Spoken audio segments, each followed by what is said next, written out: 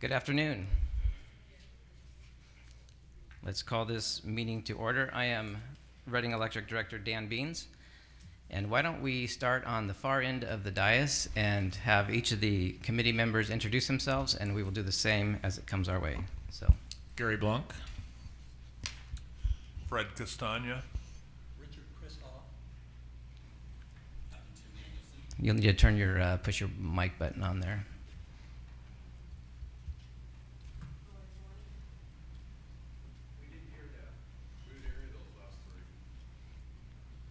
Richard Kristoff. Lori Going. Heard that. David Ledger. Mary Machado. And Scott Woldarzik. Assistant City Attorney Jake Baldwin. Electric Director Dan Beans. Electric Financial Manager Joseph Bowers. All right, thank you. So at this point, we need to take an oath of office. I'll invite Pam Mize to come up and officiate. Pam is our city clerk. Thank you. So we're going to do the oath, and after you finish the oath, if you would sign on that paper that was passed out to you and just leave it there, we'll pick it up after the meeting. But for now, if you would all stand and raise your right hand. And then repeat after me. I state your name. Do solemnly swear or affirm that I will support and defend the Constitution of the United States and the Constitution of the State of California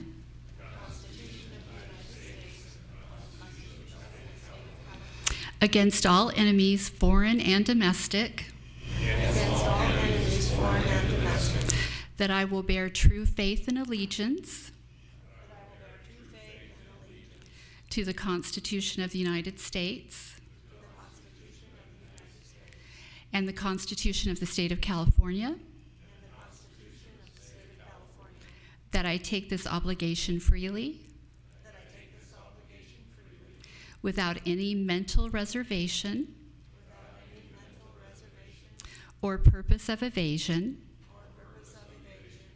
and that I will well and faithfully discharge the duties upon which I am about to enter. Thank you. You may be seated. Thank you, Pam. All right, can we have a roll call? Do you guys have a list you can call that out? And do you have a mic?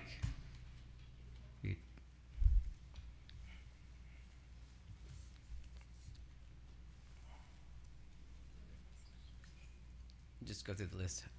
Yeah, start with Gary.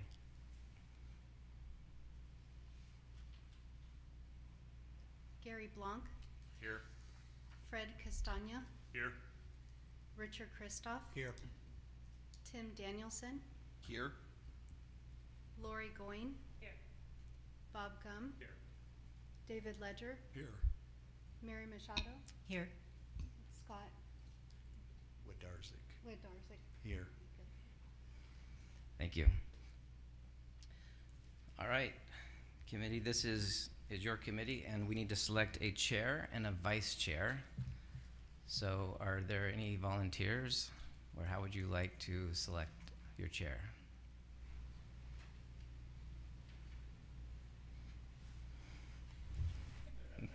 Does anybody have any experience on one of these committees that might want to volunteer to provide your experience? I do have experience running meetings like this, subject to the Brown Act. Would somebody like to make a motion to select Fred Castagna as your chair? I will make a motion that we select Fred Castagna as our chair. I will second that. Do we need a roll call, or can we just all in favor? All in favor? Aye. Any opposed? All right, Fred, you are now the chair. So would you like to solicit a motion for a vice chair? Do I have a motion for nomination of a vice chair? Don't make me do this myself. I'll nominate Mary Machado as a vice chair. Do I have any other nominations? In that case, all in favor of electing Mary Machado as vice chair? Before we do Oh, that, we need a second, Yeah. I'm sorry. I will second that. Okay. No other discussion? May I have, all in favor of nominating or installing Mary Machado as vice chair, say aye. Aye. Opposed? Okay, she's elected.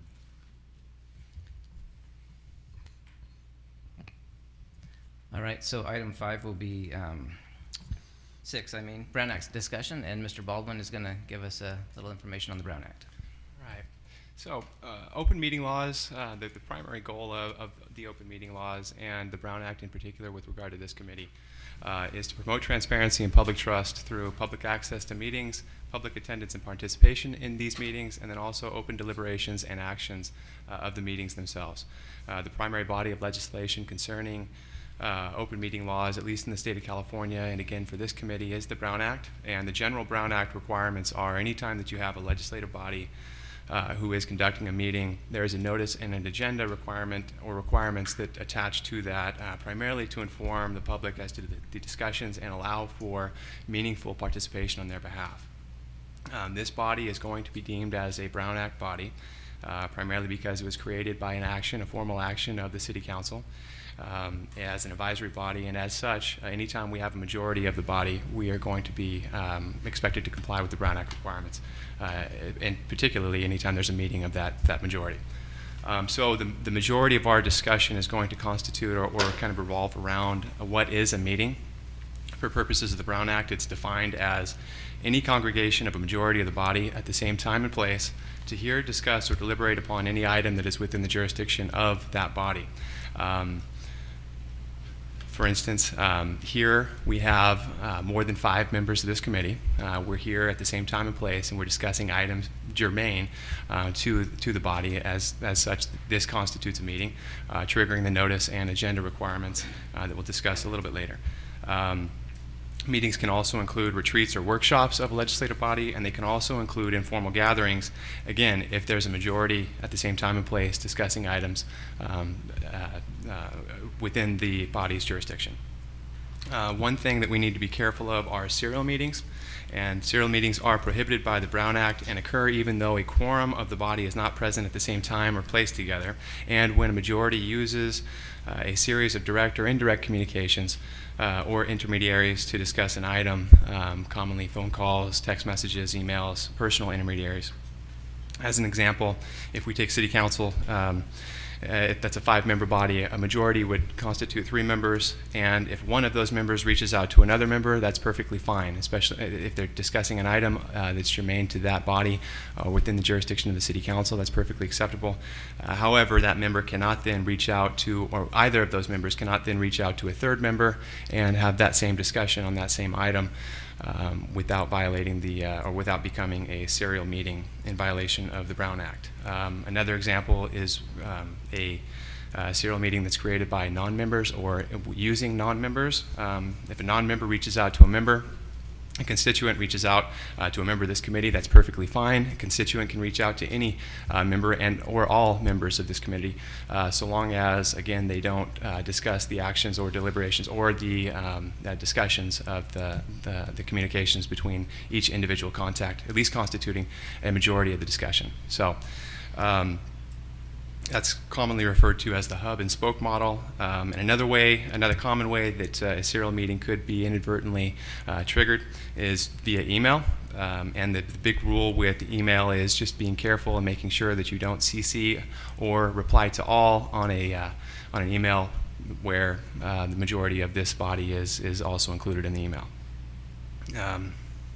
Meetings do not include contact with staff. Every member of this committee can have as much contact with staff as they should desire. They also do not include conferences or community meetings or other legislative body meetings or social or ceremonial events that are free and or open to the public. They have one caveat with all of those categories, again being that as long as there's not a member or a majority of the membership discussing items within the jurisdiction of the body, we should be fine.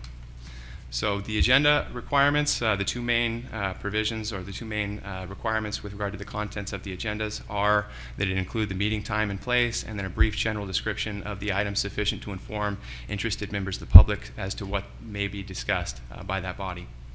It has to be posted at a publicly accessible place, usually on websites as well, and then 72 hours in advance of regular meetings and 24 hours in advance of special meetings. The general rule when it comes to agendas is that the items not on the agenda are not open for discussion amongst members of the committee or the body.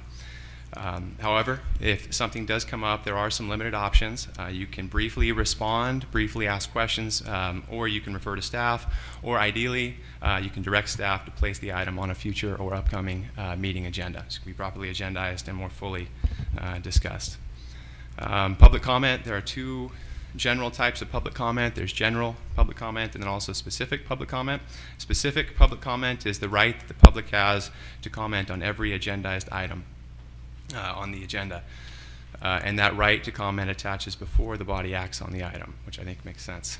At regular meetings, the public also has a right to talk about items not on the agenda, more commonly referred to as general public comment period, and they can comment about anything within the jurisdiction of the body. And again, though, members have to be careful in what they can respond to and whether or not that those items have been agendized or not. Reasonable time limits are okay when it comes to public comment speakers. However, they must be reasonable and must be applied fairly and consistently. And then speaker cards are, I think, great tools for helping managing the public comment portions of meetings. However, they are optional. The public can speak on an item anonymously should they so choose. Moving forward, if you suspect a violation, please notify staff as soon as possible so that way we can help to correct the violation and prevent it from happening in the future. And then if you have any questions, we are here to help, so please feel free to ask. So those are the comments that I have. I'd be happy to answer any questions if you have any.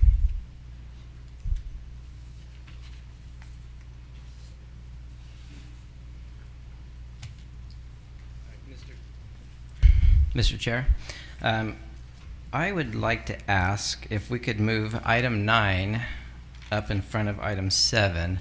Item 9 is the Solar Committee's goals and objectives, and I think it might be helpful to kind of get that out there before we continue on with more background. I agree. Do we need a action by the committee to do that, or just move it? You can take it out of order. That's fine. Okay. Go ahead. Thank you. All right, so we provided a copy, I believe, before each of you for the Solar Committee goals and objectives, and this excerpt from the City Council agenda is from the September 3rd, 2019 public hearing to consider resolution approving a net energy metering successor tariff, and it establishes the goals and objectives as follows, and this is taken right off of the City Council action agenda. So the City Council conducted a public hearing, and upon conclusion of this committee, upon conclusion of that item, they asked that staff would form a committee of stakeholders, including solar energy experts and solar and non-solar ratepayers, to analyze what net energy metering rate will be necessary in order for new solar installations, both new construction and existing homes, to be feasible and to return to the council with options. So this committee is advisory only for policymakers. It will result in a staff report and legal review for council consideration. And at this point, this committee is not discussing grandfathering or application cutoffs or anything else. This is all about what net metering rate would be necessary for new solar installations. That was the mandate from the council. Any questions about that? Any questions from the committee? Were there any public speaker cards on that item? There was, okay. We do. Okay. I don't see public comments on the agenda. We can address them at each item, so. Okay, yeah. we'll take them as the items come up. Okay.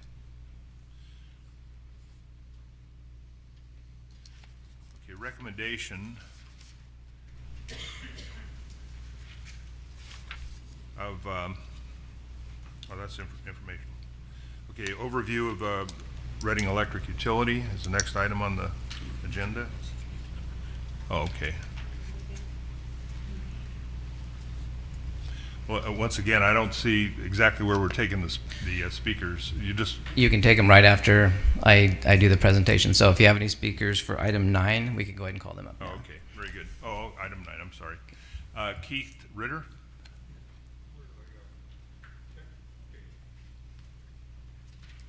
Thanks.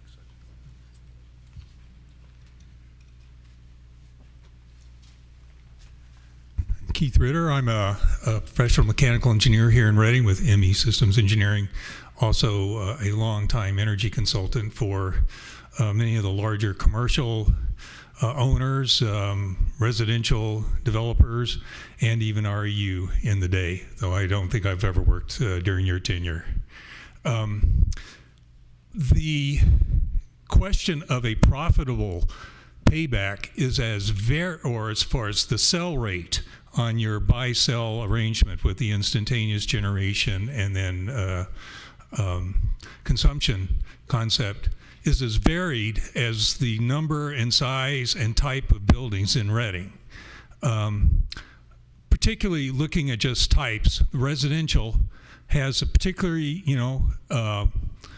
unfriendly energy consumption profile compared to the solar generation, as most power is used in the late mornings, early mornings, and late afternoons, with very little typically in the midday, where large commercial is just a big block of constant load, and they would not be returning very much at wholesale value back to the grid, where residential is returning over 73% of their power back to the grid and would be returning it at the wholesale level, but purchasing 73% of their power at retail. Okay. I'm sorry, Mr. Ritter, your time is up, but Thank you. I'd like to talk to city staff here. It doesn't look like we're going to have a lot of comments coming in, so I think this is set for a 3-minute. It was actually set for 1. That's why it ran out so quickly. It said, 3. Oh, okay. So, yeah, I would, I'd like to maybe make this more like about a 5-minute at least presentation time for our speakers. If we don't have so many that we're not going to run real long here. Does that sound? You want to do 5 instead of the standard 3 that the city normally does? Well, I mean, it's your. Never mind. Standard 3 sounds good. She just gave me the stack of cards. Okay. I thought we had 1 or 2 speakers. So, Mr. Ritter, you still have additional time. I think if you could set the time for 3 minutes, please. Okay. Oh, how much time do I actually have additional here after all that conversation about the time? 2 minutes. Thank you. Okay. As I was saying, the residential sector has one particular load profile which dramatically affects the payback rates, because the whole thing about payback is being able to use the solar that is generated within your facility at real time when you are generating that you use it. Large commercial has another, industrial yet another, small commercial another. So I would suggest that there is not a single answer there if the question is trying to find a single rate that would match all load profiles. My second comment, I don't know if it would fit here or exactly where it would fit, but there was an item on the staff report that was submitted to the city council that basically grandfathered the existing customer generators to either December 20th or December 31st, 2020, or 5 years after the installation, whichever was first, for the original NEM. And my research has shown that all the other municipal utilities that I looked at that have adopted NEMs, per your consultant's report that had that list, all have a 20-year grandfathering, thereby relieving the existing PV installers, owners of that dramatic concern of not realizing the economic payback that they had expected. So I would like to suggest that as something to consider in addition to the rates. Thank you. Thank you, Mr. Ritter. Walt McNeil?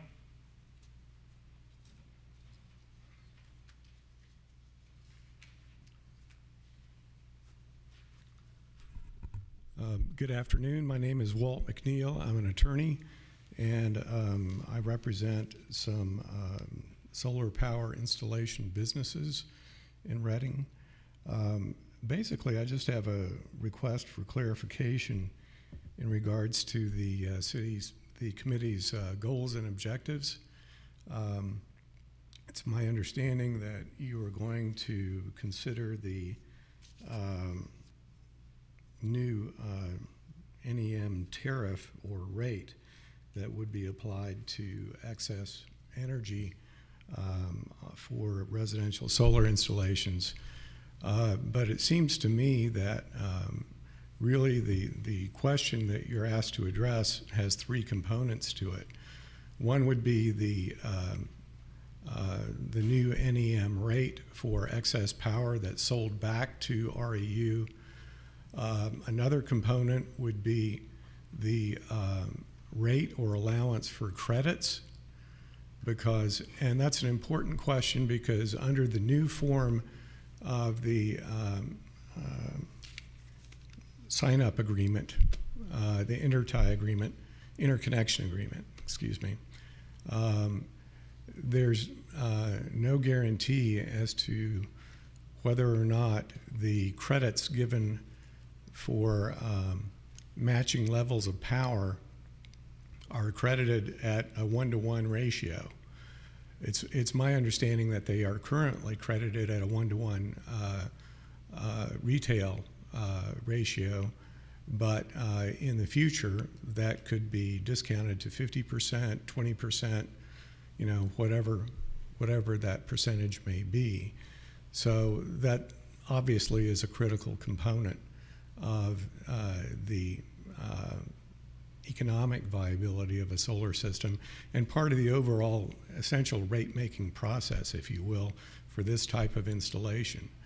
The third component I would ask you to consider within this overall ambit of your consideration of new rates is the true-up period. Currently, the City of Reading uses an annual true-up period.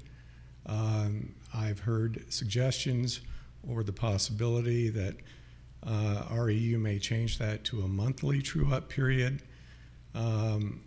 There's a huge difference between a monthly true-up and an annual true-up, and it's especially important if there's a differential between the credit rate and the excess power purchase rate. In effect, the residential solar installation is likely to lose credits on a monthly true-up as opposed to an annual true-up. So that's my request. Thanks. Thank you. Mr. Bean, can you please just quickly summarize what the proposal right now that the city, that Joe made at the last meeting, so that people understand exactly what we're talking about with regards to credits versus purchase? That is outside of what we're supposed to consider. Isn't that, I'm sorry, but I thought we were supposed to make a recommendation to the city as to.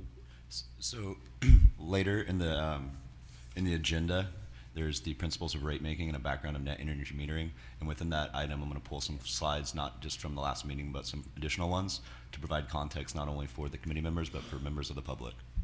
And it'll talk about the rates, et cetera. There are two separate rates. There's the one that you could back out your retail usage, right? But if on the year, for the full year, kind of that annual true up at the very end of the year, if for the entire year your meter spun backwards at the end of the year, the law allowed utilities to only pay the wholesale rate. The proposed rate on September 3rd was that any time it spun backwards, effectively any time you're sending energy to the grid, it would be at the wholesale rate. Right, okay, thank you. Okay, next, Mark McGowan. I'm sorry, Mr. McGowan, did you want to comment on, Well, on number 9, or did you want to, this is fine. Yeah. I just Okay. have 2 quick questions for RU. I know the RU proposal involves monthly billing, but does it involve the buying and selling of power in real time, or is it a monthly true-up? I think it was mentioned earlier that there is some confusion on that. I mean, there's monthly billing. We're not talking about a monthly true-up, though, are we? Monthly billing, and it's all in real time. So if in 1 minute I sell REU 1 kilowatt hour for 3.8 cents, the next minute, if I need that power back, I pay 15 cents for it, all within 2 minutes. Is that correct? Okay. My other question is, are home battery systems allowed by REU? They are, okay. And I just have an observation. Again, this was mentioned, I think, by Mr. Ritter. I looked at some of those other utilities too that had actually switched to the NEM 2.0. Not a single one was offering less than 20 years grandfather on their existing NEM 1 customers. Just an observation. Thank you. thank you. I have one other request to speak by John Livingston, but you didn't mention which item you wanted to address. Would you like to speak now? Thank you.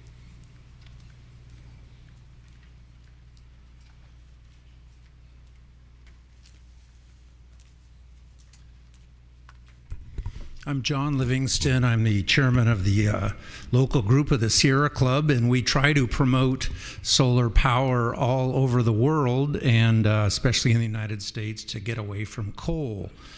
I've lived in Redding for over 35 years, and so I've watched the power structure of REU, our rates and stuff change. And with Redding being one of the top sun receivers of the sun's energy, it just seems totally backward that Redding and REU does not promote solar generation, whether it be commercial or residential. It just seems like in their literature and their rate structure, it ought to be at least a break-even deal, but it ought to be expressly said in everything that says, it's good to use the sun's energy, and we ought to be doing that here in Redding, California. You ought to be able to drive up the streets and see tons of solar energy all over the place. So I hope that in this effort that's being made here, that there's some mention made that REU does promote solar power generation. And I would also ask for the constitution of the committee. I believe Mr. Bean said that the membership on the committee was supposed to include a solar energy experts. Solar energy experts. And I wondered if there is a member of the committee that is a solar energy expert. Thank you.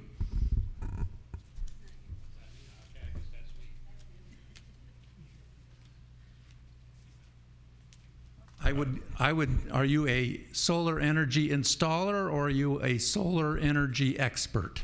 I started in solar in '77. Please speak up into the mic. Thank you. I'm not a committee expert. I started in solar in '77. I've had 2 patents in the solar industry. I've manufactured. I've been attending. I helped write the SETI, the C46 license with the state. So you make the determination. Thank you.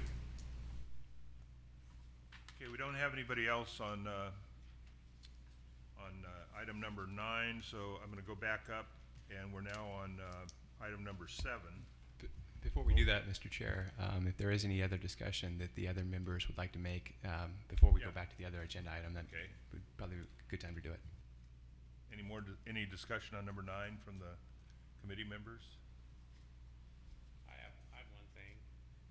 So we're not going to be any discussion about the grandfathering of the old systems, only what the new tariff is going to comprise. And if Yeah, I had that I have that question too. I assumed that that was gonna be part of the committee's recommendation as to whether or not we grandfather in existing solar, or is that just assumed? Did we already decide that? That item is going to be taken up by council at their next regular meeting. Actually, it'll be a special. It'll be September 30th. And you don't want the committee's recommendation on that? We've not been directed to do that. Okay. Well, so the committee here, from what I'm reading then, we're just supposed to recommend what rate you charge for net metering? For And future, do yes. we have one expert in solar? I don't know how many experts we have in rate making. but, Joe's going to make you an expert as he shows you his slides. Well, I appreciate Joe, but I just think that my personal feeling is the committee's scope has been restricted to the point where all we're going to be doing is making recommendations on something we don't really understand that much about. We're just going to have to take REU's word for it. And if you really want recommendations by this committee, I think perhaps the city council should expand our scope. And that could be a recommendation coming out of this meeting, I believe, right? Do I have any other comments about this? Yeah, well, the trouble, the narrow scope of it is that we, the main issue that everyone had coming into this was they're going to eliminate what they had. So basically, all we're allowed to do now is just decide on a rate, unless we decide on the same rate, which would work. But I agree with that. We've narrowed the scope to where, you know, what we're discussing is not exactly what the meeting they had 2 weeks ago when you had the 30 or 40 people commenting on. So I would recommend that be added. Any other discussion on that? I would second that recommendation. We are somewhat limited in our ability to do that, primarily because we don't have that recommendation or potential recommendation agendized. This is an informational item only, and we are limited, as Director Beans had stated, to the authority that council has given to us. Right, and I understand. We're not going to be able to change anything here because it's not an agenda item, for instance. Right. But I just thought I'd make that comment because it just seems like the committee's scope has just been limited to making rate recommendations, which I did not get that from the council when they asked me to join this committee. Anything else? Okay, let's go on to item number 7, overview. Is that Joe? Are you going to do that? No, I'll do that. Thank you, Mr. Chair. All right, so I'm going to give you a brief, can we hit the lights somewhere?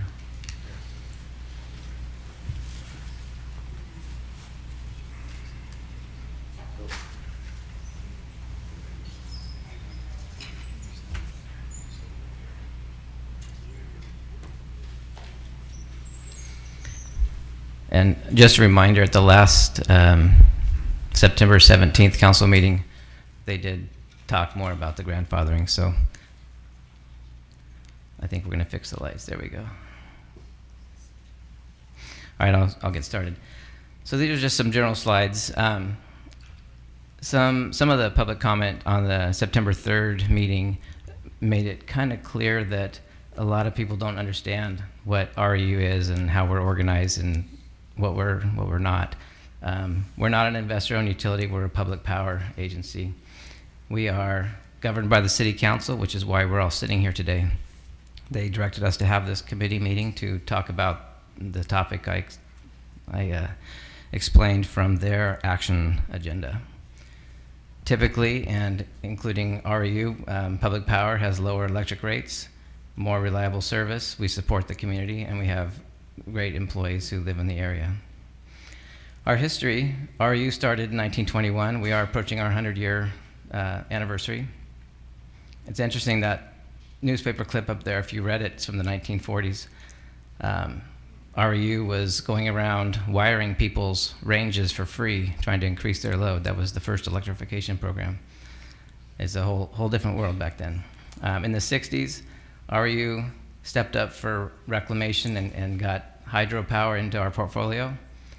Of course, we're still connected to PG&E. In the 70s, we were able to contract with WAPA, which is they're under the Department of Energy. And so Reading Electric is physically connected to Western Area Power Authority, which is under DOE, and we're not connected to PG&E that way. So when PG&E does their power safety shutoffs for their fire mitigation plan, we are connected to WAPA, so as long as WAPA keeps things on, and we can stay on too. In the 80s, we joined and formed MSR. It's Modesto, Santa Clara, Reading, and we bought into a coal plant. We actually originally were working on I say we, I was still in high school, but they were working on a nuclear plant, and the citizens got together. It's a public utility. They said, hey, we don't really want nuclear. So instead, San Juan, we went into San Juan and bought into a coal plant, which served us well over the years. By the end of 2017, though, I'm happy to say we did get out of coal. We also have a small hydro plant on the base of Whiskeytown Dam. And we have wind, a big wind project that we put in 2006 through MSR in Washington State. And you can see in the 90s, we continued to contract with WAPA, and we have our power plant, which is now it's a 24/7, 365 control center. In the 2000s, California was having an energy crisis, and in 2020, California is predicted to have another energy crisis for the next few years, starting in 2020, coming up next summer, between 4 p.m. and 9 p.m. And Joe will explain a little more about that. So because of the crisis in 2000, we built natural gas power plants, units 5 and 6 at Reading Power in South Reading. And in 2006, I mentioned we added a big wind project. So in 2015, we did a 5-year strategic plan, and we've addressed most of the items in that plan. One of the key components was an integrated resource plan where we had a couple of public workshops and some other surveys and feedback. And one of the parts of that integrated resource plan was to build an in-territory 10 megawatt solar project, utility scale, which we can do at a much lower price than a rooftop. So that project is still underway. If everything goes right, we could have it operational maybe by the end of next year. We'll see. In general, our resource portfolio in 2018 was 29% wind and small hydro, which California does count as eligible renewable, and also 29% carbon-free large hydro, which they do not count as eligible renewable. So our supplied energy over the past 3 years has averaged 62% carbon-free, and the high we had was 75% carbon-free. So as I mentioned, our integrated resource plan, it was public involvement. It was like a 1-year process, and the council approved that. And we are on target for 60% eligible renewable energy by 2030. And as I mentioned, our major items are hydroelectric power, wind, and natural gas. And then you can go to our website listed there for more information. So there's this another project, greenhouse gas reduction commitments we've had.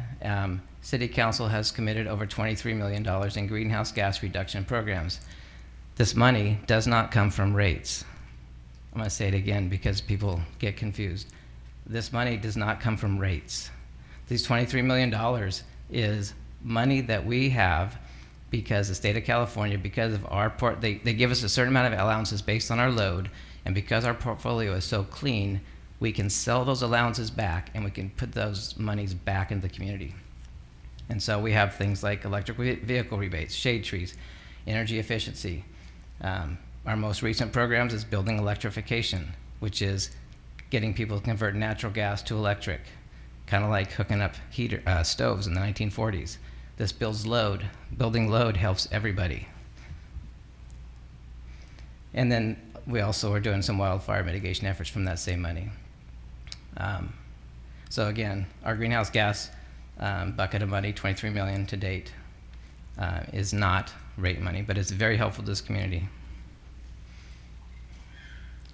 We also do energy efficiency rebate programs, and these are funded by in the late 90s, they passed AB 1890. We have to collect 2.85% of all retail rates and set it aside and use it for very specific items.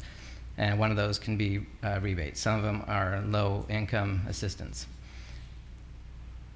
And we have, for residential, we have HVAC, appliances, building shell, et cetera. And then for commercial, several similar. Refrigeration and lighting is one of the big wins for commercial when it comes to energy efficiency.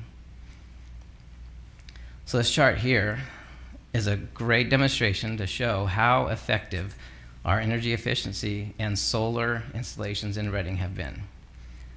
You see the solid lines and you see the dashed lines. Those dashed lines, starting with the farthest red one, those lines represent our load forecast. And every year, that load forecast got readjusted based on actual. And you can see it's come down, down, down, down. Part of that, you can see, was during the recession. There was a big drop in use. But a lot of it is energy efficiency and solar installation, which is a great thing. So now we have pretty much a flat load for the next several years. There's no huge prediction of more load. Things that can change that would be transportation electrification, or converting natural gas to electric, like in water heaters and things. And getting rid of natural gas is one of California's goals, so we are in a good spot to hopefully benefit from that. Here are just some quick facts about RU. So we have about 44,000 customers, about 1,200 are solar customers, 61 square miles. Our peak was 228 megawatts in 2019.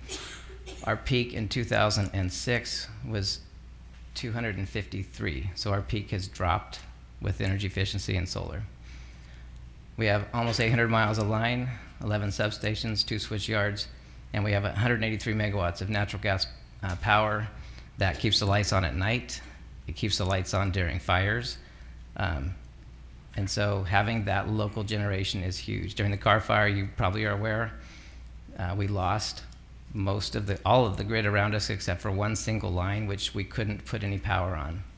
So during the car fire, the only reason the entire city wasn't blacked out for at least a week was because the Reading power plant was operating.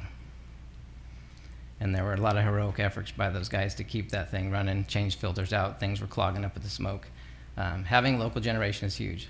And of course, having local solar helps too, except at night, and except, you gotta be able to manage it. That's the big key. Here's another fact. In 12-month period, RU residential customers only, if they were paying PG&E rates, they would have paid $55 billion more per year. That's well over $100 a month on average per customer.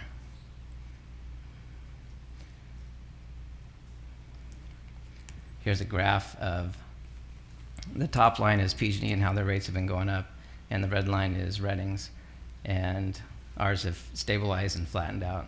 And so the savings that residential save compared is continuing to grow.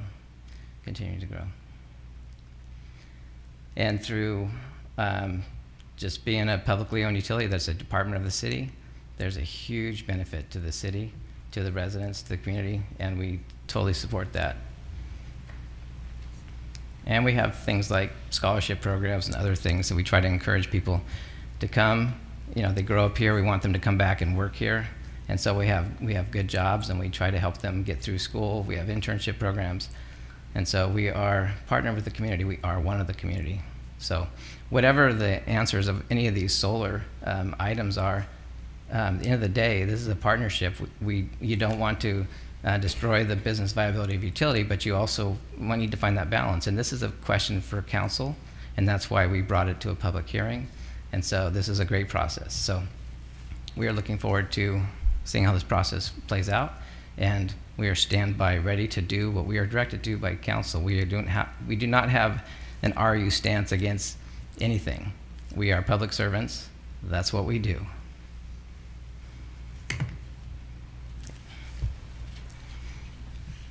Thank you, Mr. Bean. Does the committee have any questions on that? Yes, I have a few questions. One, you probably will have to get back to me on this, but I would like to know the monthly electric, costs that you paid for WAPA electricity for the years 2014 and 15, and also 2018, so I can compare like drought years to, years. Also, the amount of natural gas that's used per month, the monthly water use at REU over a year, and then a monthly summary of the pollution emissions from REU, your gas-fired plant, Okay. including CO2, if that is, if you do have those figures. Yeah, we have reports that we Okay. can show you. Yeah. All right, and that's it. I think so. Let me just make sure I got them all, David. So, you wanna see our drought versus a normal water year Yes. comparison on how that impacts rates. And I can tell you it definitely impacts costs, which is why we have a good reserves to be able to balance that out. But I can give you specifics. Okay, thank you. And then you want to know natural gas usage, Yes, and that varies just like Yeah, it does with yeah. hydro because we have to make it up or whatever. And then you want to know water usage for operating the plant. yes, Okay. And you want to know the pollution stats that we would report to the state for this yes. plant. Okay. If you have that monthly. Okay.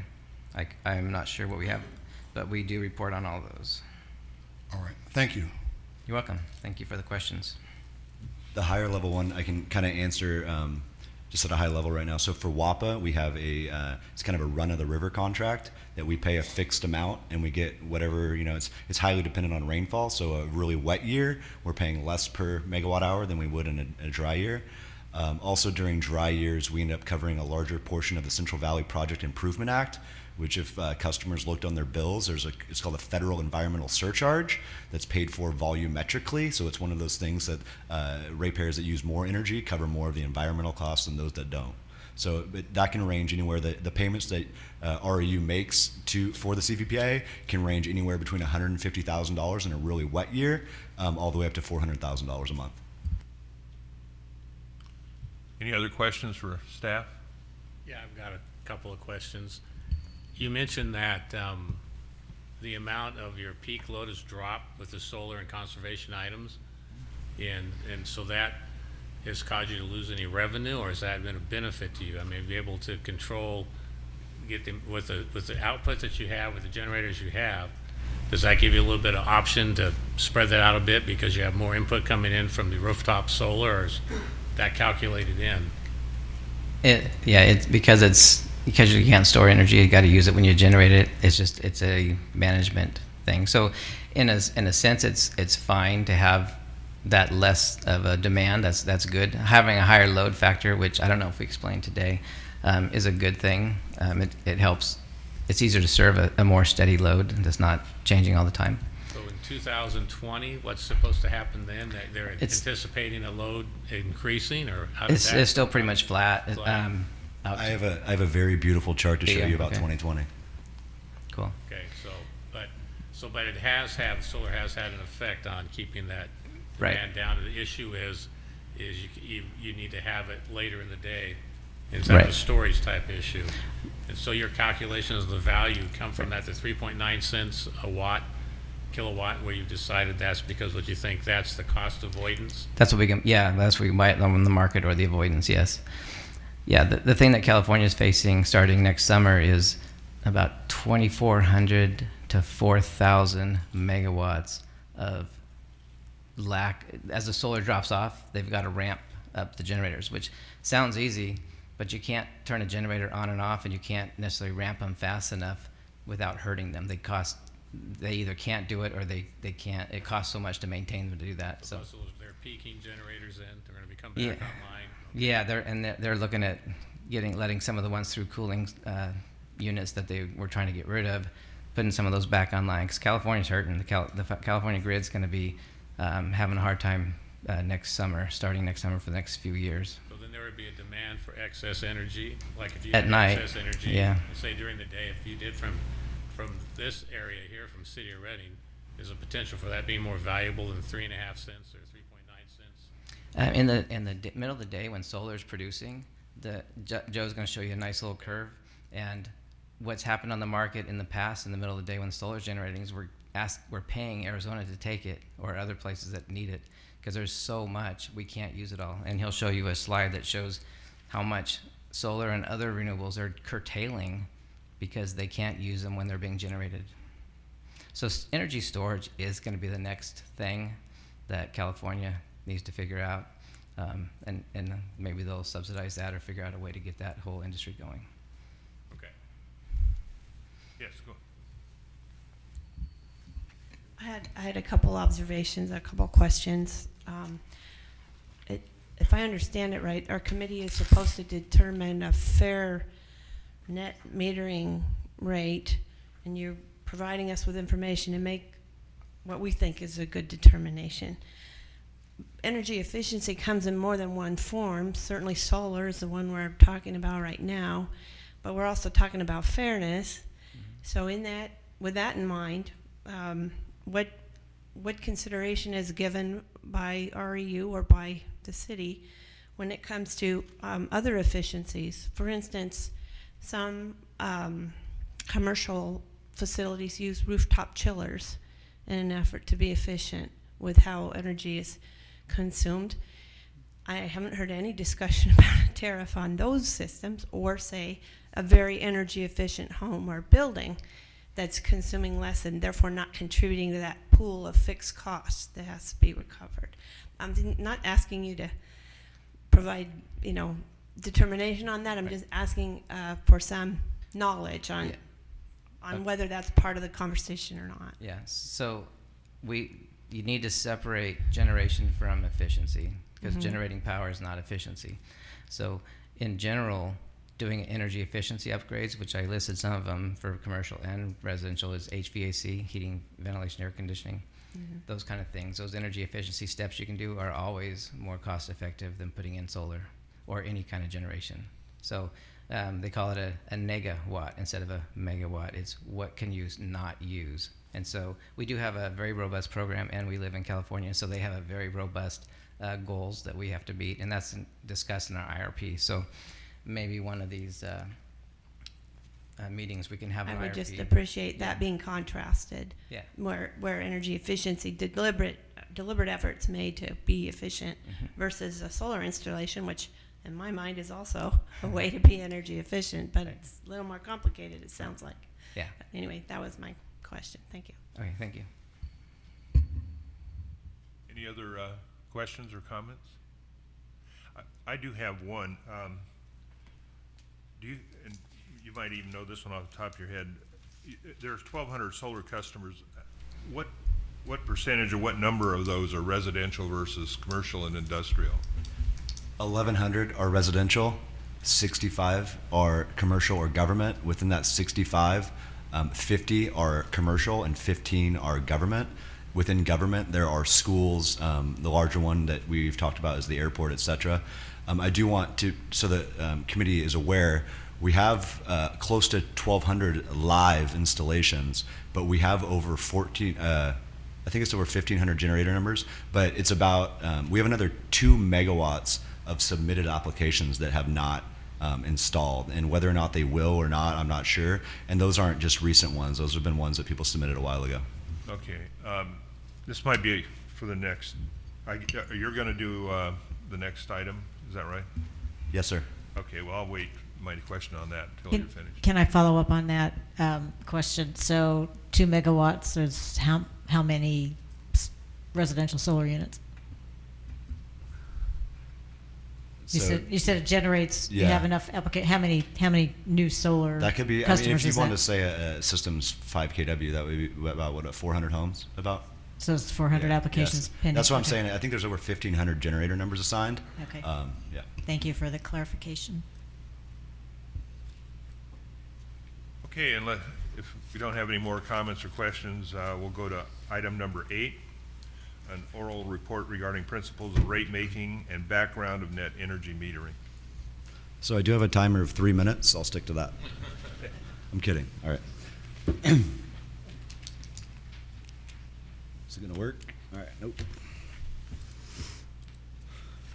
So within rate making, it's kind of a two-step process, and the first one is the one that I have the most experience in, and that's cost accounting. And so you just kind of go through these 7 steps here, but you prepare, you review policies, objectives, and strategies. One policy that we don't have, we have Prop 26 in California, but a lot of utilities will have is say, hey, we want to make sure that each customer class pays at least 95% of their cost of service and no more than 105% to kind of make sure there's equity within customer classes. And so there's all sorts of things like that. There's also policies. We have a financial management policy here at the City of Reading, et cetera. The third one is determine utility costs, or that could be determine revenue requirement. The utility operates on a break-even basis. One of the reasons why rating agencies love public power, and the reason why the City of Reading is rated like at the same rating as Los Angeles or Riverside, et cetera, or Roseville, is because public power has no profit motive. Our motive is to break even. And so we design rates to break even. So you functionalize those costs and services into business units, you classify the costs, you allocate the cost to rate classes, and then you interpret the cost of service results, and you start your rate design. And this is not going to work. So rate making. So there's a gentleman named James Bonbright that wrote this forever ago, and there's a bit of history within the United States Supreme Court. And I was just at a training earlier this week with some industry experts, and they said they do not see these principles changing anytime soon. And they build off that those precedents. But there's 8 listed. Practical. You want them to be uncontroversial as to interpretation, so easy to understand. You want them effective in meeting revenue requirements, and so that's cost recovery, right? You're breaking even. You want them stable from a revenue perspective, so that's the utilities perspective, and then you want them stable from a rate perspective, so that's from the customer side. You want them to be fair among customer classes, so that's actually been codified in California under Proposition 26. 7, you want to avoid undue discrimination to certain groups. And then 8 is encourage efficient use of the system. So that's demand charges. The 3 pillars are items 3, 6, and 8. So you want them to recover your costs, you want them to be fair, and you want to encourage efficient use of the system. So these are the current rates. These were effective January 1 of 2018. So residential pays $15 a month. That's the access charge. That's just to be connected to the grid, $15 a month. And then every single kilowatt hour that's used is 0.1528. Not included in any of these is a federal environmental surcharge that can vary based on what the requirements are from the CVPIA. And then they do not pay any demand charge. So the demand is basically as defined down below. Number 2 is demand is the maximum amount of power required within a month. Small commercial, there's a $25 fixed charge. The per kilowatt hour is a little bit higher, and there is no demand charge. Within residential and small commercial, historically, utilities have built demand charges into the volumetric rates for both residential and small commercial. The idea is that you want them to be simple to understand, and generally the average residential customer is not a rate expert, and same with small commercial, and they don't know how to shift their load to make efficient use of the system. And in general, residential is a homogeneous class. Within large commercial, we have a $140 monthly access charge. The per kilowatt hour charge is 9.8 cents, but then we break out the demand charge. And if you go back to the previous slide and talk about efficient use of the system, every utility has, for large commercial customers, a demand charge. And basically it says, hey, your maximum amount for usage within the month was 100 kW, right? So you're gonna have a $2,000 demand charge. So the purpose of that is that they can shift their load, and in general, large commercial customers are going to use a ton of volume, and so that's why it's lower. And so I'm just going to show you on the next chart how this shakes out by customer class. So residential, if you look at the far right, on average, they pay 16.6 cents per kilowatt hour. Commercial pays 16.1 cents per kilowatt hour. Industrial's 18, other, which is mostly governments, is 17 cents. And if you look at the bottom, the total average rate is 16.47 cents. So you can see it's pretty even across industrial, based on how efficient they use the system, they can be hit with a pretty high demand charge. And then I'm going to go back to here. I just want to point out also for residential, Director Beans pointed out our public benefits program. It's a state mandate that we recover. We set in a pool of funds 2.85% of retail revenue into a public benefits program, and that can be used for energy efficiency, et cetera, or low-income programs. Currently, the council has allocated about 2/3 of that to low-income or income-qualified customers, which effectively can reduce their monthly access charge from $15 down to $5, and then it reduces the first 450 kilowatt hours of usage down to 9.93 cents, effectively a $34 a month discount. For context, the average residential customer in Reading uses about 800 kilowatt hours.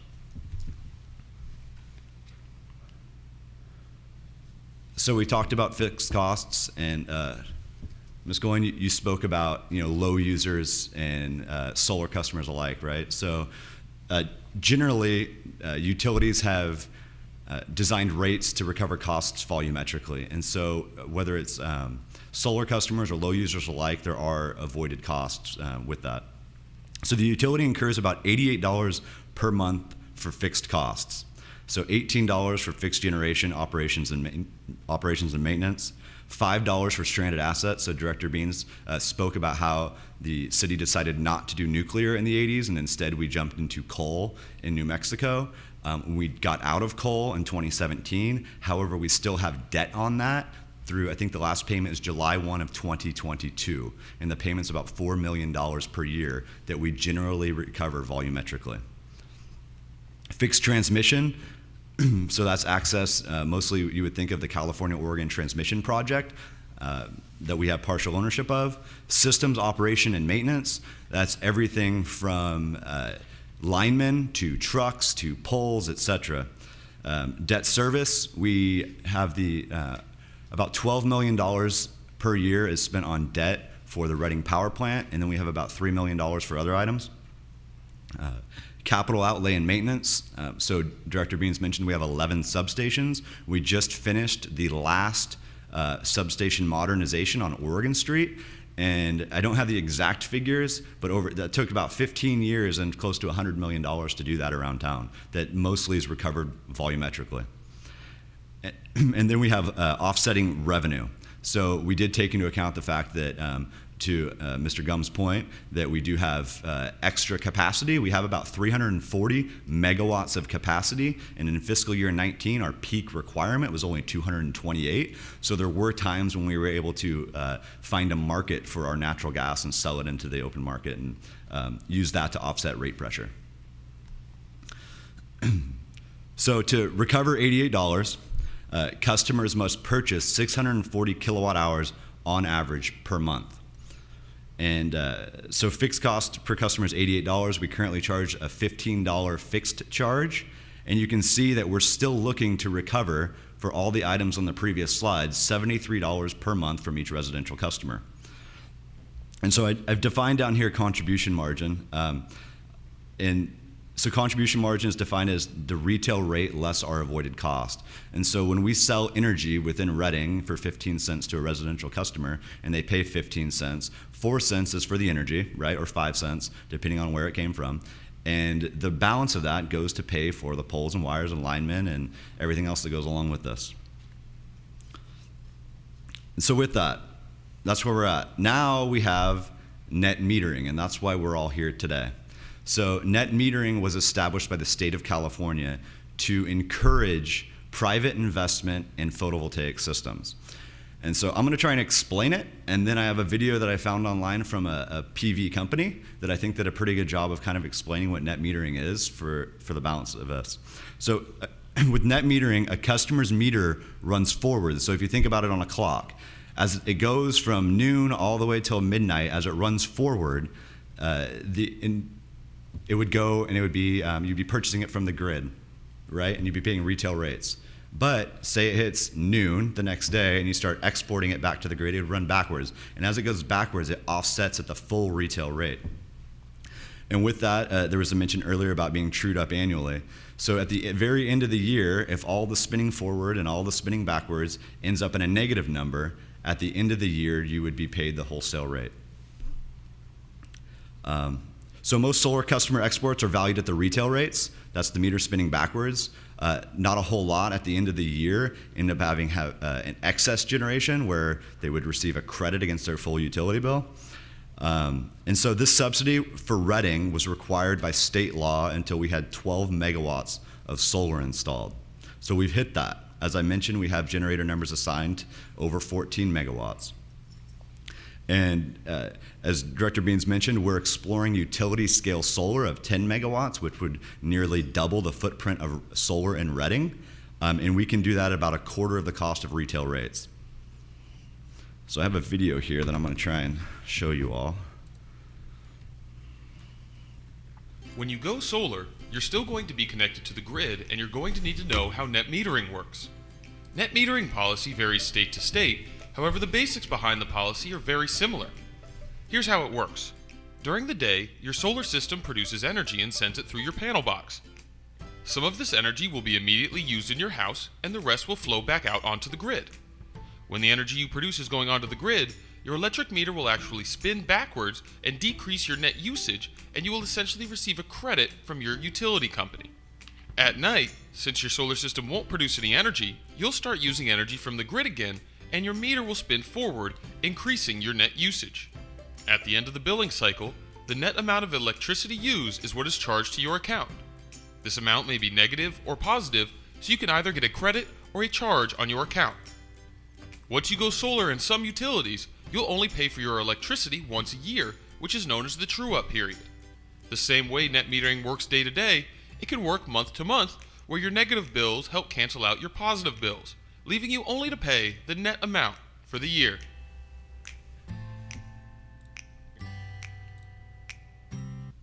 So that probably did infinitely better than I did explaining it. So you can see net metering was an incentive to get people to install solar, right? And it worked. It worked in California, and it worked in Reading. And you can see on this chart, 5% of Reading's peak demand is about 12 megawatts. That's the blue, right? And that's through time. And the green is the number of installations of solar in Reading as we march toward, not the number, but the number of kilowatts installed. So you can see that starting in 2016, between 2016 and about halfway through 2018, we doubled the footprint of solar in Reading.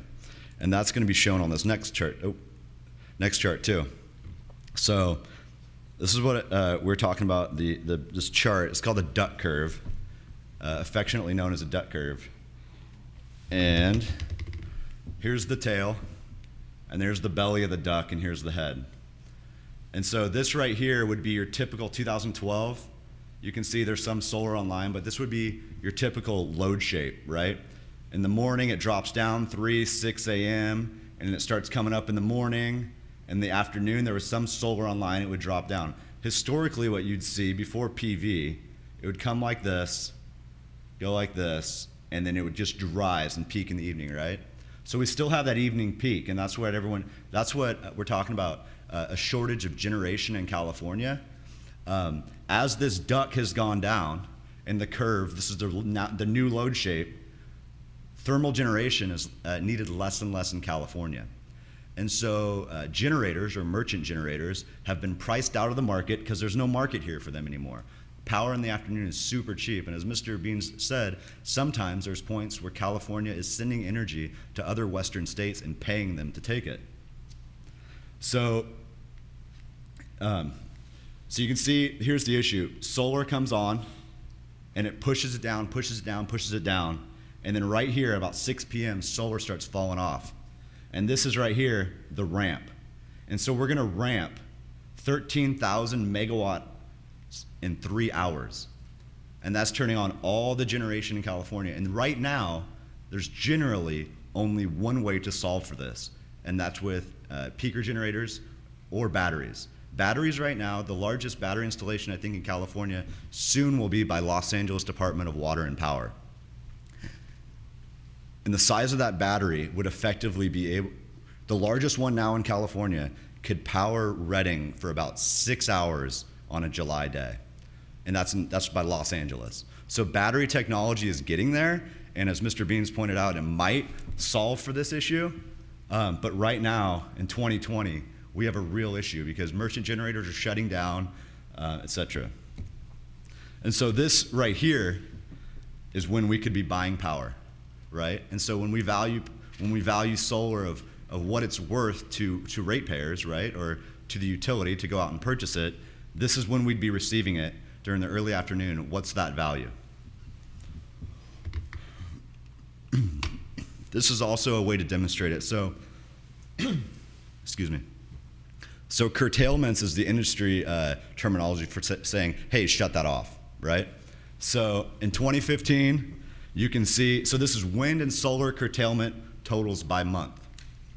2015, about peaks, about 15, maybe 40,000 megawatt hours was where the grid, California grid said shut it off.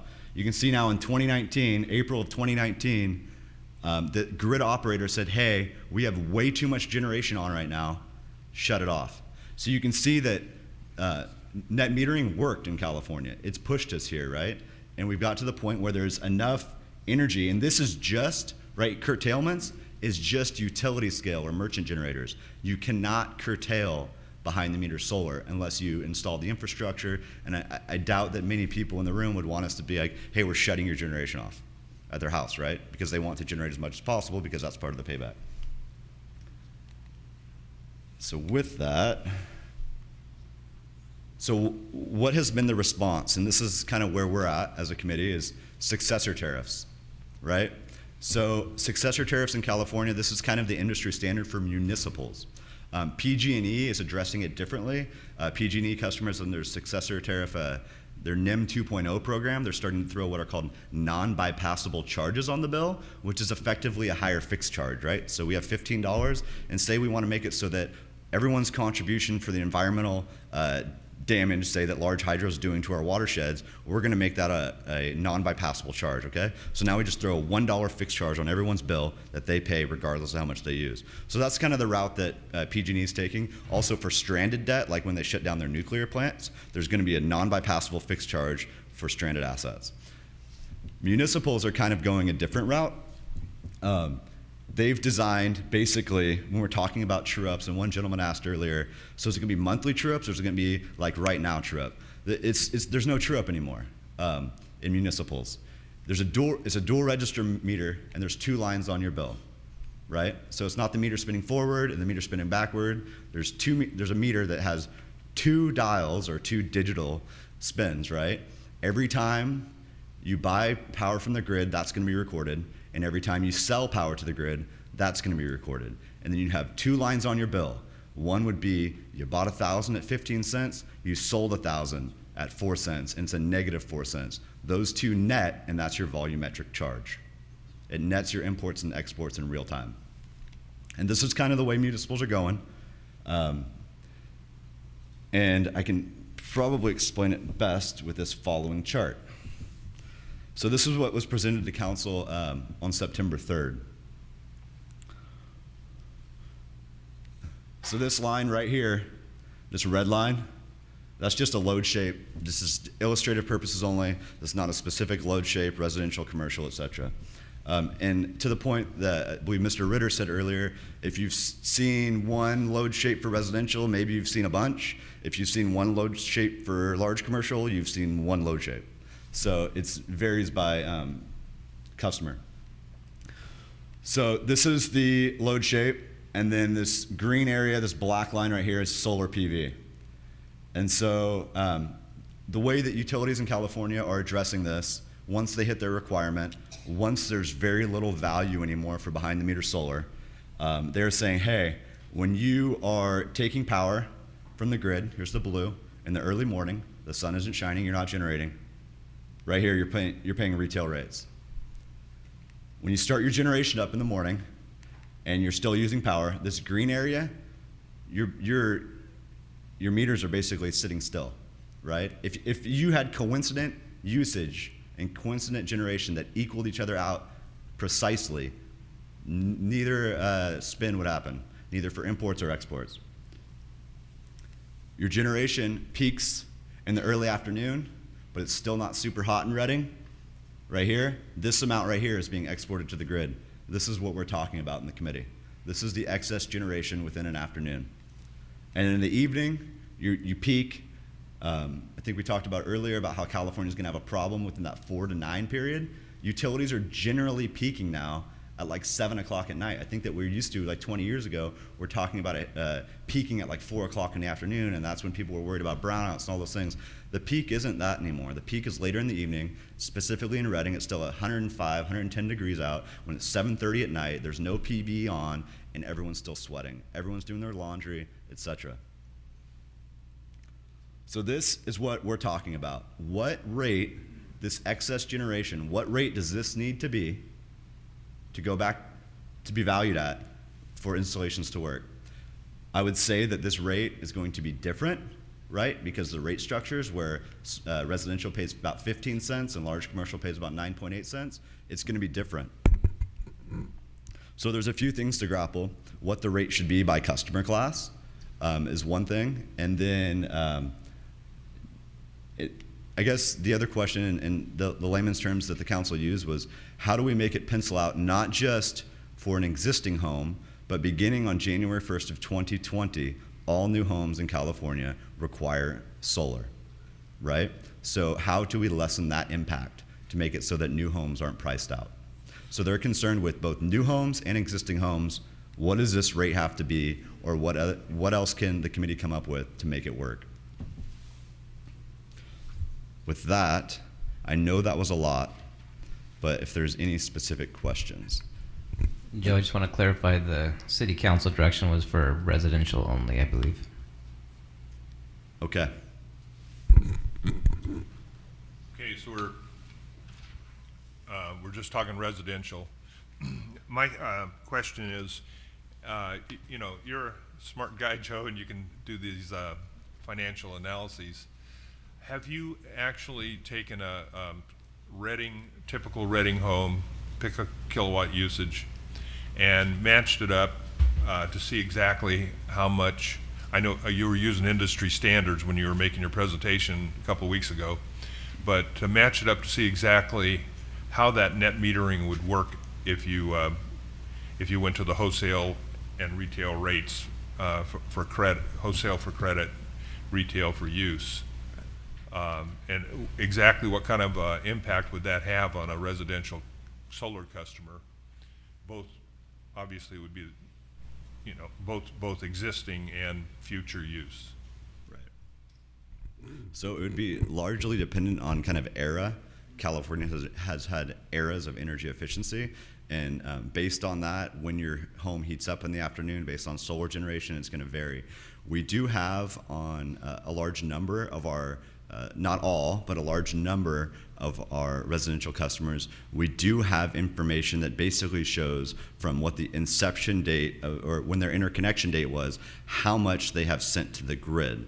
So I think that if we went through and did that, you could take basically by era, it would be a lot of work, but by era, how much those homes generally send to the grid over their life based on their usage and sizing and all that stuff.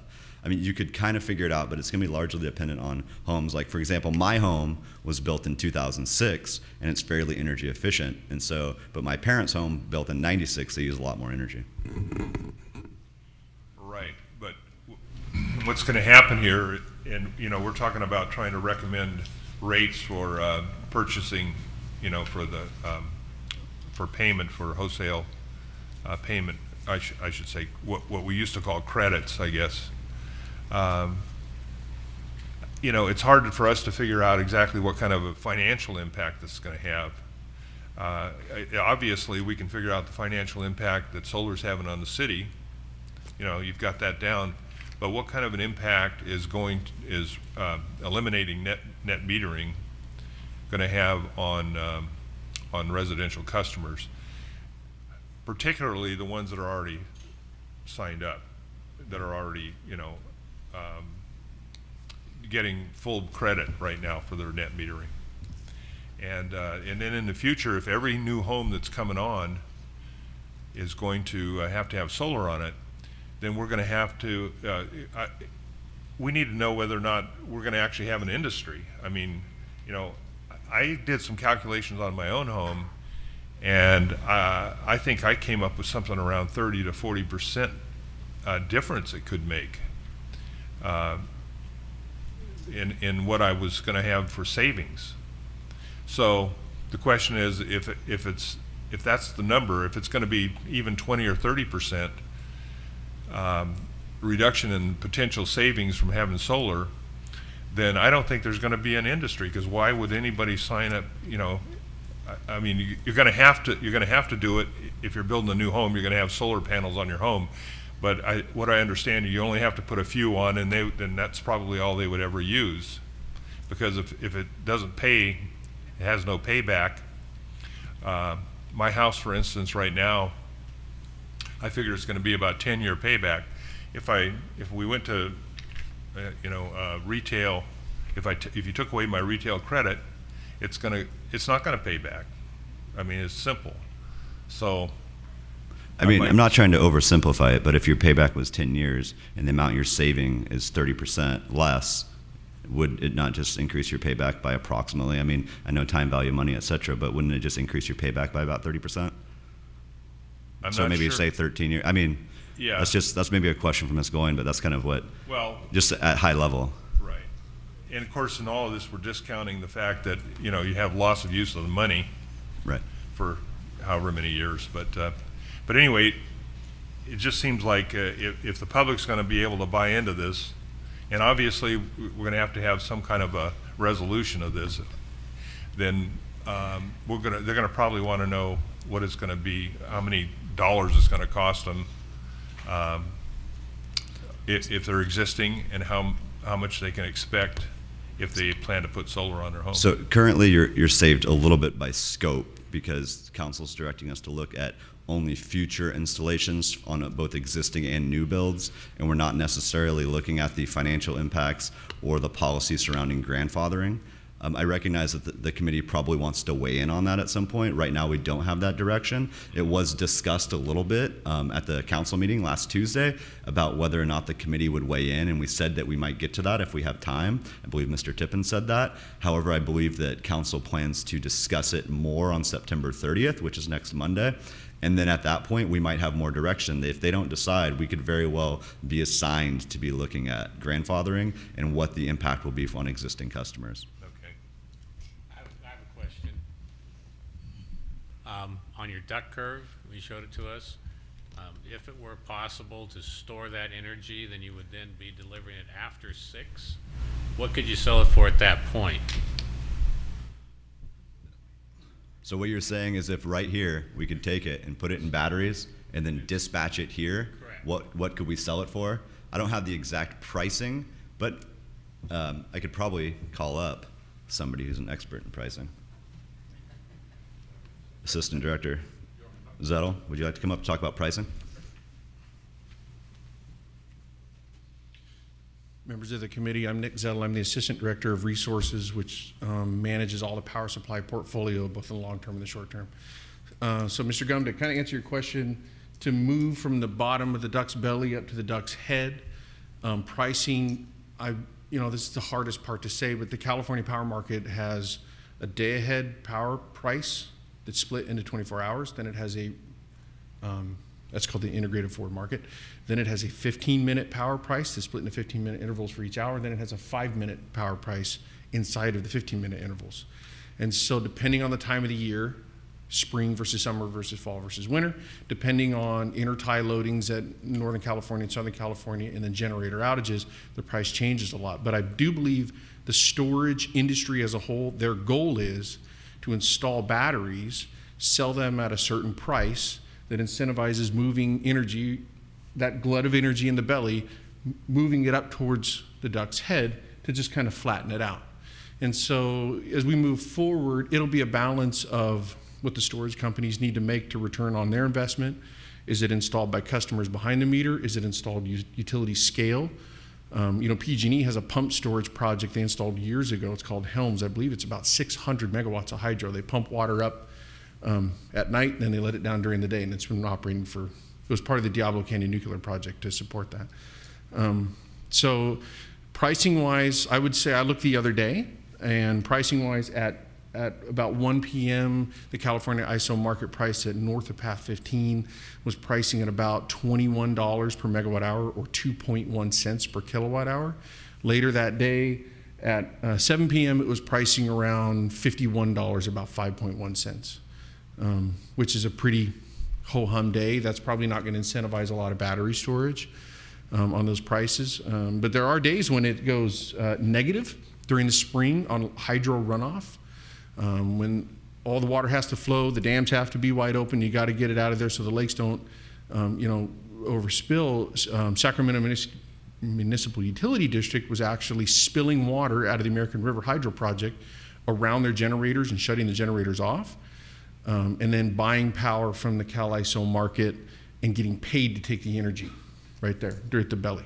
So they don't want to use their water to make power because it would cost you to get rid of it. So they spill the water, take energy from the market, get paid, and then later on in the day, stop spilling water, turn the hydro generators back on, and then sell into the market and get paid again.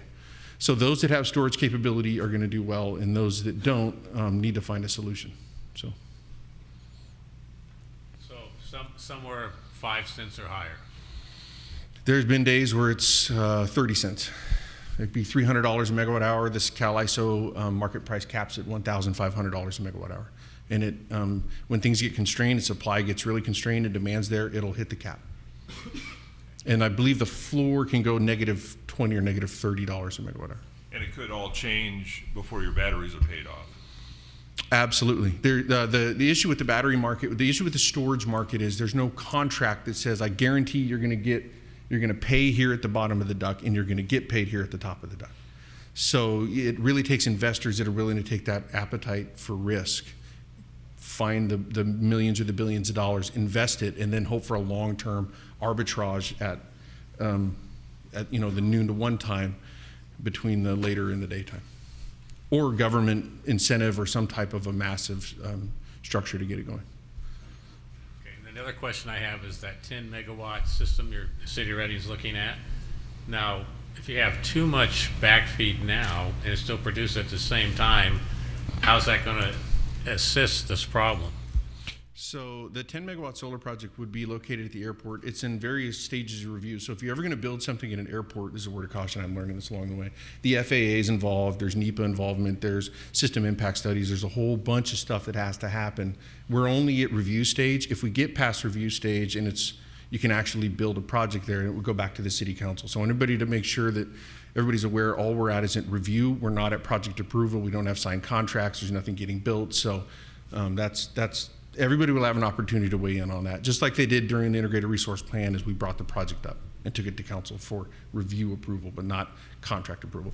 So if the generator's built, the 10 megawatt generator's built, the generation, we will actually schedule it with our power control center on a day ahead basis or even 7 days out.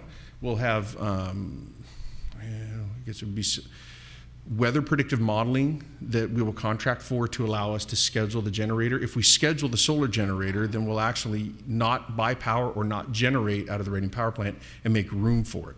We're right now, as part of the review process, looking, do we add batteries or not add batteries? And we've also committed to joining the new energy imbalance market that allows us to balance our load every 5 minutes with the entire Western United States.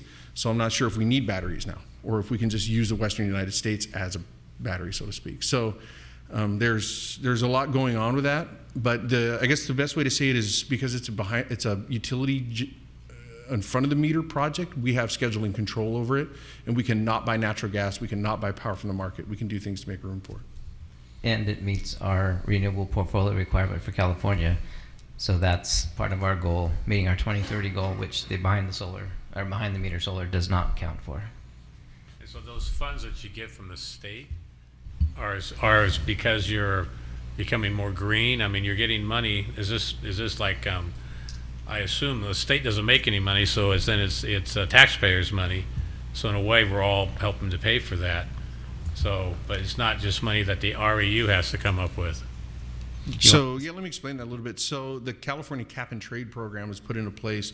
The state of California actually did create a California carbon allowance. It's a financial instrument that they created kind of out of thin air, no pun intended. But and then they put a set a cap amount of allowances that are going to be in the market, and then they allocated allowances to electric industry, refineries, manufacturing, transportation. They did it through gasoline and oil refining. They can't allocate to each one of us for our cars. And then depending on your emissions profile, the amount of greenhouse gas emissions you emit, you have to turn in allowances to the state of California. Reading Electric Utility was allocated our fair share of allowances based on our amount of load that we have. 29% comes from large hydro, 29% comes from wind and small hydro, all of which is carbon free. And as Joe mentioned, in 2017, we retired our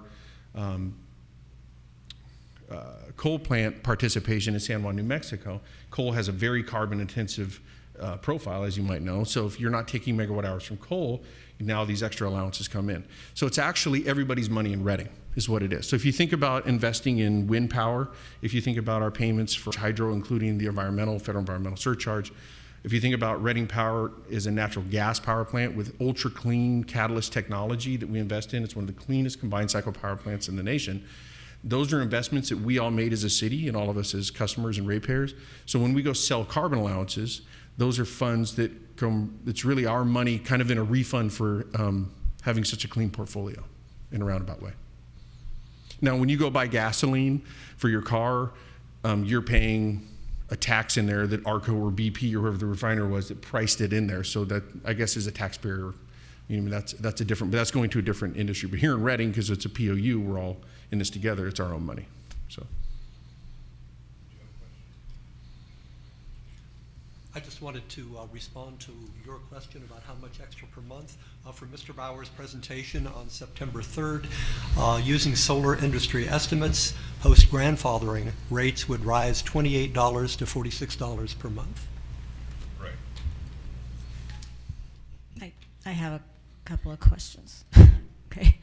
And I don't know if this is your purview or not, but I have a couple of dollar and cent questions. So are there figures that, I mean, if we're going to be tasked with trying to figure out what pencils out, I think we need to understand what exactly are people paying.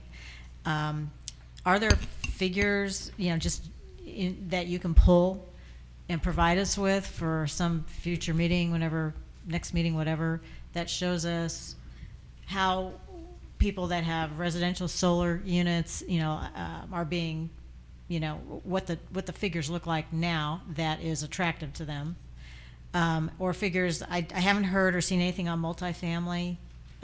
We've heard from a lot of single solar owners, but what about multifamily? Are they not also required in 2020 to put solar panels on? So there are. I'm not an expert in the Title 24 prescriptions, but I know on multifamily there are solar requirements, but if your roof or there's shading, et cetera, it can be limited. So if you think about like a multifamily high rise, there's only so much roof space, and so you'll be limited by that.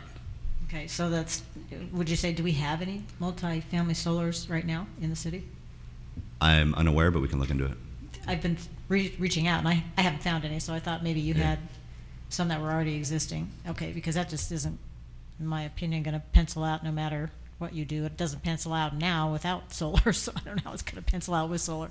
So our task is to look at all of that for net energy metering. I'm not seeing any figures, so I guess I'm looking for figures. Are you going to provide us with that? Yeah, and we can talk about, and I'm not sure if it's the next agenda item, but essentially the committee's been tasked with what does the rate have to be to make sure that for residential, I misspoke earlier, but for residential new homes, make sure it makes financial sense, and then also on existing homes. And so I think what the committee needs to decide is a few different things to kind of box yourself in and at least know what the sandbox you're playing is. Like, what is a reasonable rate of return? Like, how many years would you expect to have your money paid back, right?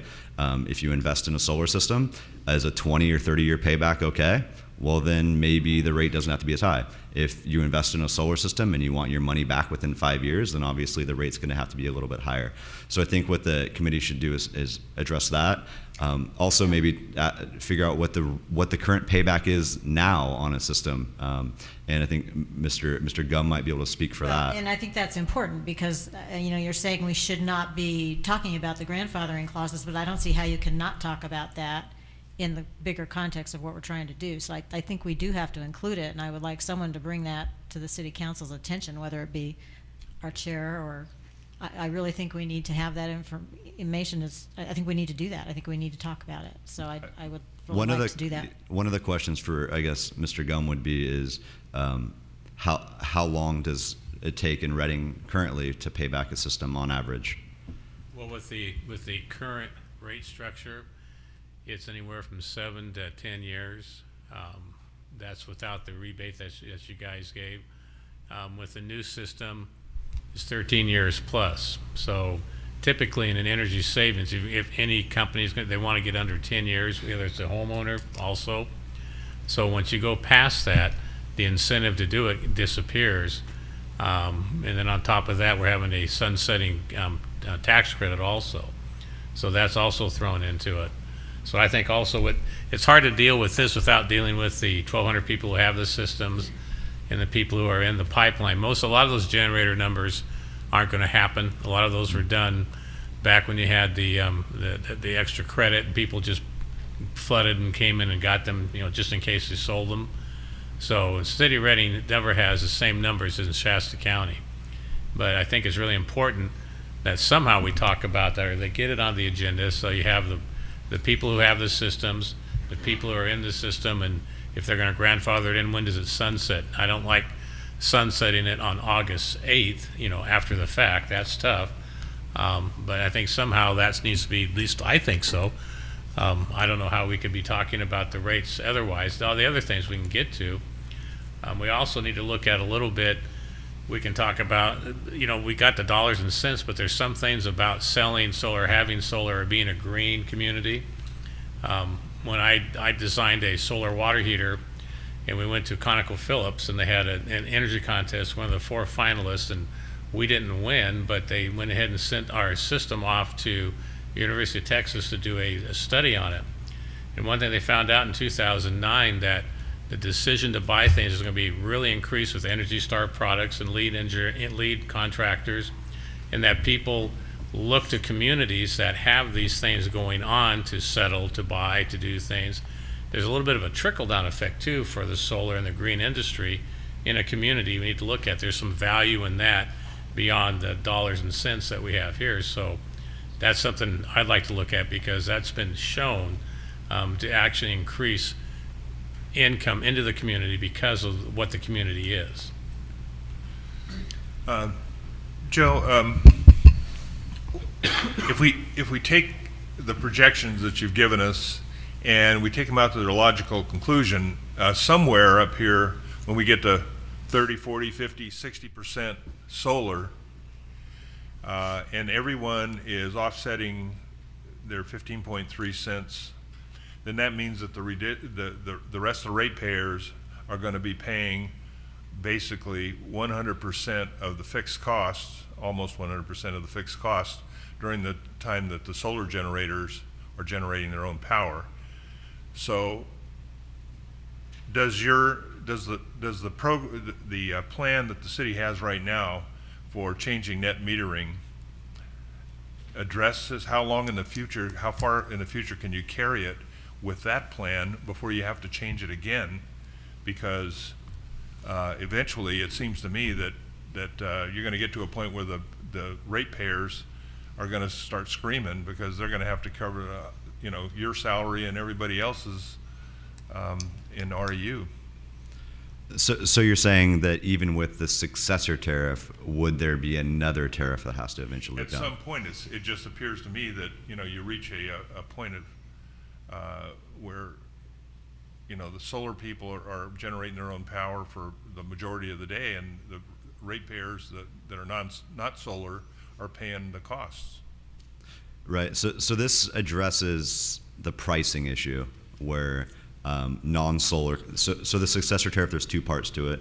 One part addressed the pricing issue where non-solar customers are effectively paying for large commercials excess about 2 times and for residential excess about 4 times.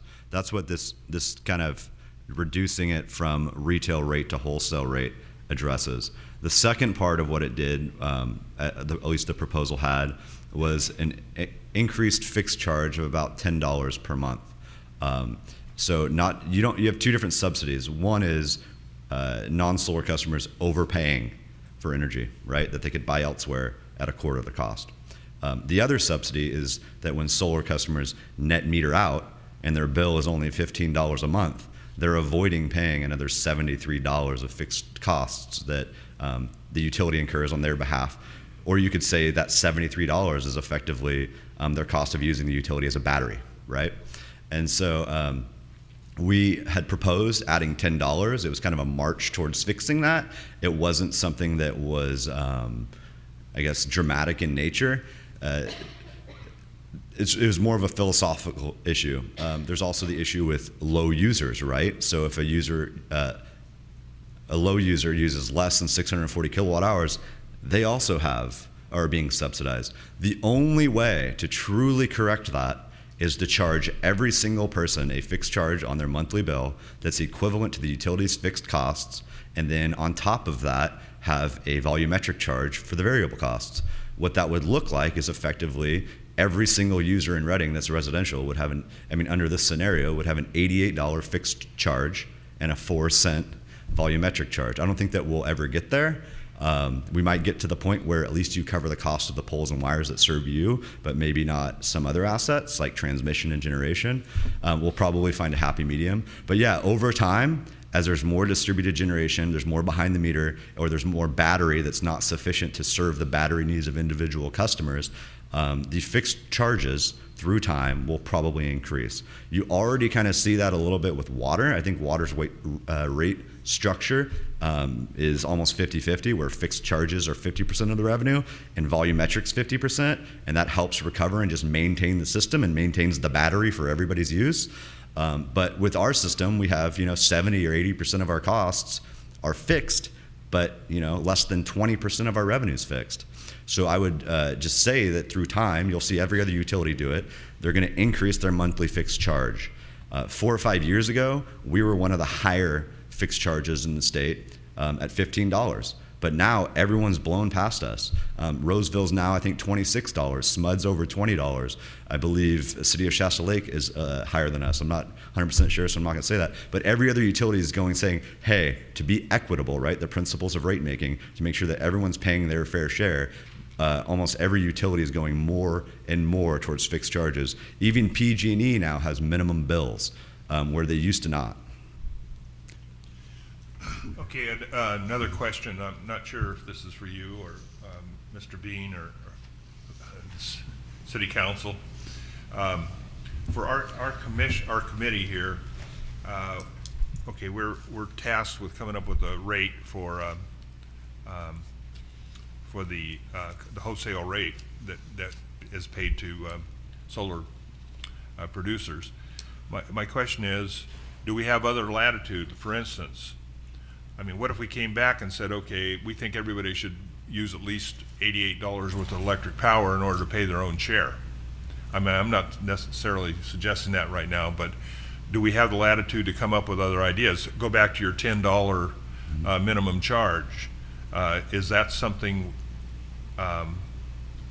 obviously we can probably recommend whatever we want. The question is it within our scope right now? Yeah, I'm not sure, and we could probably ask for more clarification.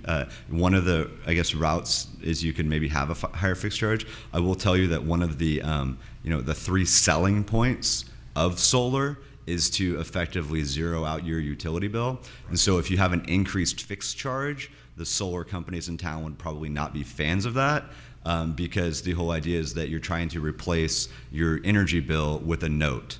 Right, obviously. Yeah. I have a couple questions, Mr. Bowers. You mentioned to us that the fixed cost, you estimate it to be $88 per user for residential, right? And what period of time was that cost based on? Did it include the effects of the car fire? And are there any unreimbursed expenses in there that are anomalous for car fire, for snowmageddon, for things that are not likely to recur, since we're looking at it on a household basis? So the numbers I used were for the FY20 budget that was adopted by council in May, I believe, or June. So it's forward-looking, or did Yeah, did it normalize Right, FY20. effects of disaster that are hopefully never going to repeat? Yeah, so it normalized, so it doesn't include disasters or anything like that. But that's a good point, that if you are zeroing out your utility bill, and thankfully both the car fire and the snowstorm ended up being federal disaster areas, right, or FEMA projects, and so we anticipate recovering most of those costs through grants from both the federal and state governments. But the wildfire mitigation efforts that we're launching into, those are recovered through volumetric sales, right? So anybody that, so for example, I live on the west side of town. If I installed solar and I zeroed out my bill, and I live in a green belt, because I do live on a green belt, all the work that Parks goes in or fire goes in to clear all that brush, I would not pay for it.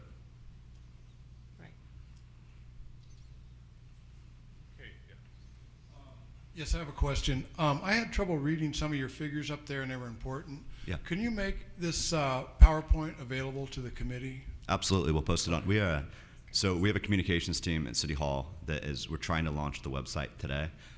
And so this is for the public also. We'll link it on our Facebook page. We'll put it on the City of Reading's website. But there's going to be a page that kind of has links to the August 6th, because we got council unanimously approved setting the public hearing on August 6th, so we have that staff report. We'll have the September 3rd staff report. We'll have a video for this. We're just going to try and load up all the documents that have been publicly made available, including the presentations. We're hoping to have that today, but it will be no later than tomorrow. Okay, with that, if we have no more questions from the committee, we'll go to public comments on this item. So, Mr. Chairman? Yes. I just wanted to honor everybody's time. We set the meeting to go till 5, so if we don't have too many speakers. Probably 10. Okay. Some of them may have already had their questions answered. Right. But, so I think one of our goals was to try to honor your guys' time coming into this and try to keep these meetings at 2 hours if possible. So one item we still have left is figuring out the items for next meeting, which you gave us some direction, and so we need to make sure we note what that is and then set the next meeting date. Okay. So maybe we could, I leave it to you. I'm sorry. So you'd like us to go ahead and take care of the business first, and then we could, and then do the when I public say comment at the I end. mean set the next meeting date, that type of thing, and then take as many of these as we can. Is that the idea? Sure, let's do that. Okay. Well, obviously the meeting date is probably going to have to be set the way we set this one. So that's the option. Either all 9 of you can whip out your calendars or your phones, and we can labor through that. Alternatively, we can do it the same way we did this one, and I can send out a list of day and night times. And so, just for full disclosure to the public, we did a doodle poll, and this was the only time that worked within September for all of the committee members. We did have evening times, and we want to be aware that people have to work, right? So we can send out to the committee members a bunch of dates and times over the next few weeks to see when it works, and we can do it that way. I think that it might be inefficient to try and do that here. Okay. I agree. Everybody? Yeah. We'll do it that way, Joe. All right. You want me to repeat back to you what I think you want for next meeting as far as information? Please. Okay. All right, so there's a data request to give some WAPA information as far as our hydro allocation for drought in normal years. There's also for our gas usage at the plant, our water usage at the plant, and our emissions numbers from the plant. And then there's a request for energy efficiency versus solar energy, maybe a presentation on that to talk about what we've done in the past and how it's been effective or not. Somebody wanted to look at an example home and show how much something went to a grid, but some of that sounded pretty onerous. Are you able to provide some of that, Joe? So I think that was Mr. Casagna. Your question. Can you repeat exactly what you're looking for there? Yeah, I was looking for, and I know it's hard to pick a typical home, but I'd like to see a typical home that uses 800 to 1,000 kilowatts per month, and has solar installed that would typically zero that out, and see what kind of an effect, financial effect, that would have on the savings that if we went to the next phase in net metering that the city, that REU is proposing. And then, I don't know if this is permissible, so someone will throw something at me or yell at me, but I think I heard you say you'd like something on the agenda where you could consider requesting a wider scope from the council. Mike, go ahead. I would suggest that maybe we have our next meeting scheduled dates that you're going to throw out at us after the next council meeting. Agreed. So maybe we can deal with that with them. Okay. Good idea. Yeah, when I was talking about expanding the scope, it seems like grandfathering would be the item we'd like the council to allow us to address, and also possibly surcharge, as opposed to or some combination of surcharge and rate changes. And I'm not sure that we would end up doing that, but it's something we might want to discuss. Was there anything else for the next meeting that? If we think of questions, can we email you in the meantime? Yeah, we just gotta get on the agenda Either one at of the you proper guys or time and both? notice it. Yep. Okay. Please send it to Joe. Okay, anything else from the committee? I just have a technical question. So how, are you going to actually go to the council meeting and ask them to do this? I mean, or are you going to put it on the agenda, or how are you going to do that? It probably, my guess is that maybe the city manager would reach out to them and see what direction we can get. I'm not sure about the exact path, but Okay. yeah. I just want to make sure it doesn't get missed on the 30th. So, There he is. Yeah, so two things. Number one is that you really can't make that decision today. It's not agendized. So you would have to actually agendize that at your next meeting and make that a formal request to the council. You cannot make that action tonight. It was not properly agendized. Number two is on, as has been mentioned, just very explicitly on September 30th, the city council has asked to actually vote on the grandfathering topic. So there may be nothing for you to discuss relative to the grandfathering after September 30th. And so that is specifically on the agenda. If you go back and look at the last council meeting, they wanted to discuss the ability to grandfather all existing customers, all customers with completed applications as of December 31st, 2019, and for up to 30 years. And so that will be on the agenda Monday, September 30th. And so if they take action, then they will have decided that already. So. Okay. All right, we have a couple of minutes left, so I'd like to call some of the, well, first of all, I'm gonna go through these real quickly and see if anyone has already had their questions answered. Rome Perez? No, sir. Okay. Russ Holpuk? Okay. David Van Denard? Would you like to continue speaking? One of them was answered, but I still have Okay. Terry Applegate? I have a comment I'd like to make for this. Okay, you could do that quickly, I hope, maybe. Greg Washburn? You still here? Okay. Pete Marsh? Yes, sir. And Shannon Pena? Is that it? Okay. All right. So if we go past 5 o'clock, which we probably would, is that something committee can decide to do? To hear all of these, or? Yes, you have discretion to decide. Ultimately, if we have members that are not able to make the 5 o'clock, or they're not able to stay, as long as we still have a quorum of the committee, we can hear the public comment items. So anybody here have to leave at 5 o'clock, you're welcome to go. As long as we maintain a quorum, we'll go through all of these, okay? Okay, Rome Perez?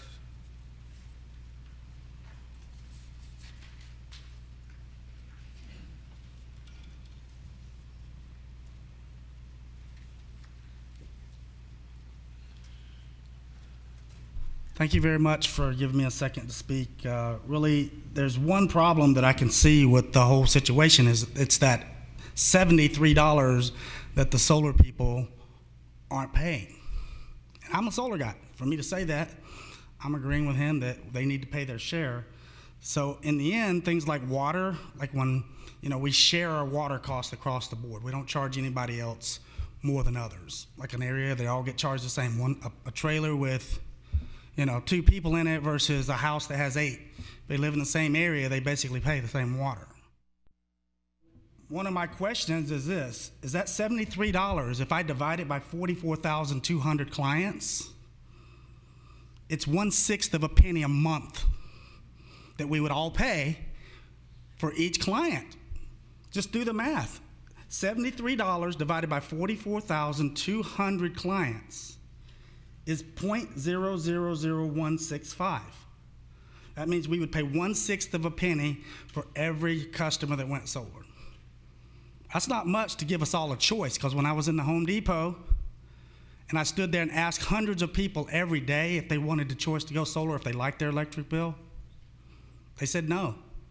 But for us to all pay, and I did the numbers, right now 1,200 people times that amount is only about $2.50 a month that you would add to the cost of a bill for us to all have that choice.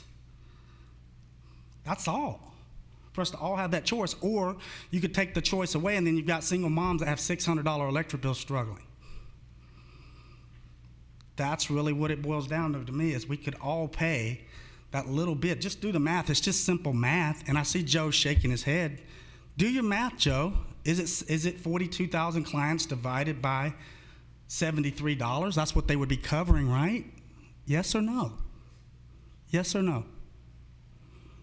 It's $73 per meter, Will. $73 per meter divided by 43,000 meters. All I'm saying is we all pay into water the same way. They don't charge people more. What would be the number, Joe? What would be the number if we had to all pay the difference? You said it, PG&E's just adding like $1 to everybody's cost, and they're covering it, right? That's So what you said standing up here. If I may, real quickly, the public comment is for the committee's determination and for their benefit, as is staff's comments. So questions directed from the podium really should be directed to the committee. Okay, well, I would just like to ask that question. He just said it when he was standing up here that PG&E is adding like $1 to the cost to cover the cost. Okay, if we added $1 to the cost, would that cover it?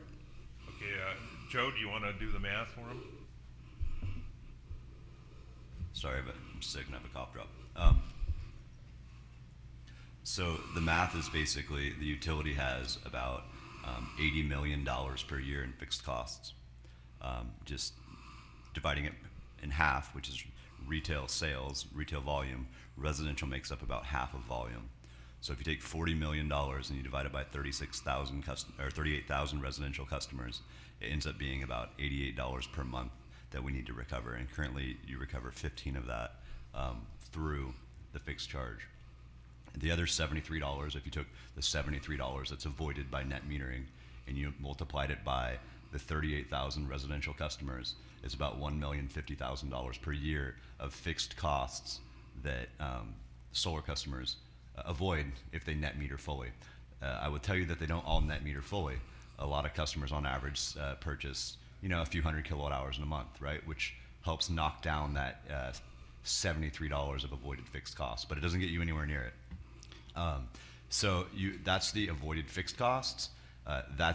You would add that in addition to the overpayment. There's 2 subsidies that exist: avoided fixed costs, and where they're not paying for their fair share, it's basically a free battery, and the overpayment of energy.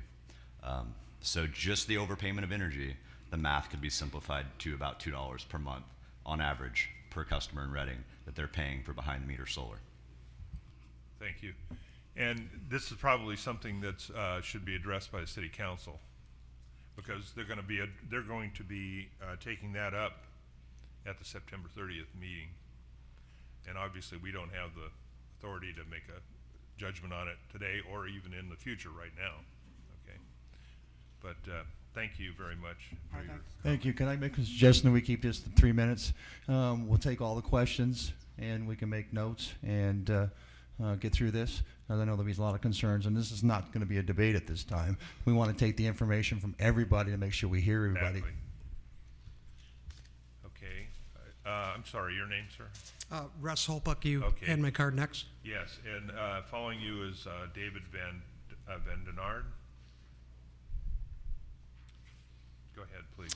Thank you for the committee considering that the public might have some input. By cutting it off at 5 would not have allowed that. Thank you for your time.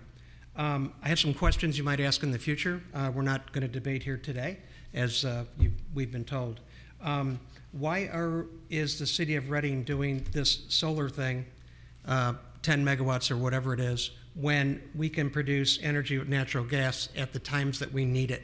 In other words, let's produce more natural gas at the peak times, electricity, and why go solar? If you're going solar because you want to be green, we can do green on our roofs. The PG&E proposal, in my opinion, will shut down the solar industry. I'm not a solar industry person. I have no skin in the game. But if we want to get rid of that industry, follow PG&E's, follow our EU's recommendations. My understanding, there are 3 parts to the rate structure that that you guys have recommended REU. 15 cents to 4 cents. That's one issue that you think you're going to discuss and figure it out.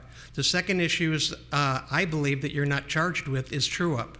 There's a huge difference if you true up with the instantaneous metering versus truing up yearly. It totally changes the solar industry. So you guys need to be informed. I haven't heard any information from our experts here on why they have to include instantaneous true up. I think that's the most important issue. And also the grandfathering, the third issue you've recommended, I believe was right away or 5 years. So my questions on grandfathering are, why 5 years versus 20 years? What other cities in California have used 5 years versus 20 years? And what other cities have done instantaneous versus yearly true-up? Yearly true-up is the system that everyone on the committee knows is what's used by PG&E. There's an electric price differential, and also they do yearly true-up. If you do yearly true-up with PG&E, they'll be done. So I want to know what the effect of instantaneous true-up is on all the solar customers, and I want to express my disappointment for lack of transparency. The only reason that you're sitting there is because our city council people decided to stop the city and REU from pushing this through on a holiday weekend, okay? And there was no transparency. It's great that you guys are picking up on the transparency now, but there are things that you've all heard of, like town hall meetings, sending us a bill with our information on how you're going to change your rates, et cetera. Lack of transparency really irritates the public. And so I think that's what we're talking about here also. My time is up. Thank you. Thank you very much. David Van Denard, followed by Terry Applegate.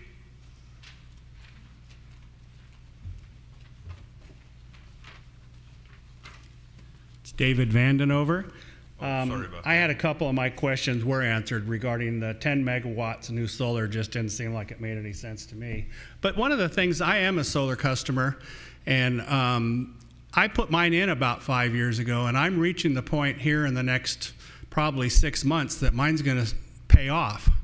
And so I'm a little bit, concerned about the incentives that were put in there to put that solar in. And I think they were good incentives at the time to have the clean energy.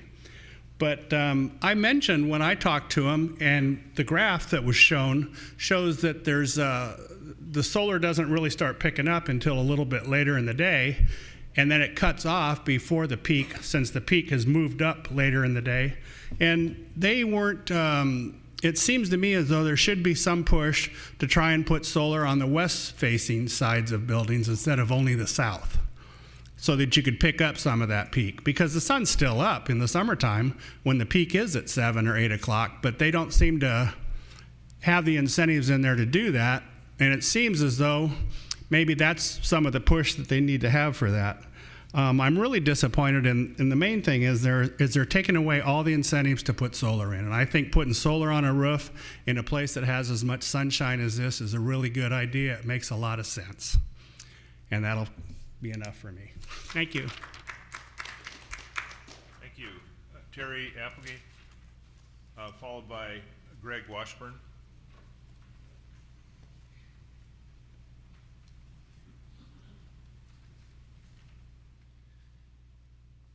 I'm Terry Applegate, solar customer. I have 17 panels on my roof and put them on 2 years ago. Your question was asked what the increase would be by going to the new rate. For us, it would be about $12 a month, and that's with a monthly true-up. And an instantaneous true-up, it'd be much higher. I don't know what it would be because I don't have a way of calculating that. I have one comment though. During the council meeting, it was indicated that the solar panels are being, or solar customers are being subsidized. That may be true, but the REU is getting free power. The 12 megawatts doesn't cost them a dime because I paid for the infrastructure, I pay for the maintenance. It just goes into the grid, it's theirs. The other thing is, they talked about it's like $3,000 to pay for installation for a new home that RU pays up, you know, and the new homeowner and the builder, they do not pay that cost. So that cost is borne by everybody else. So we're subsidizing new homes. That's something that should be considered. That's about it. Thank you. Greg Washburn, followed by Pete Marsh.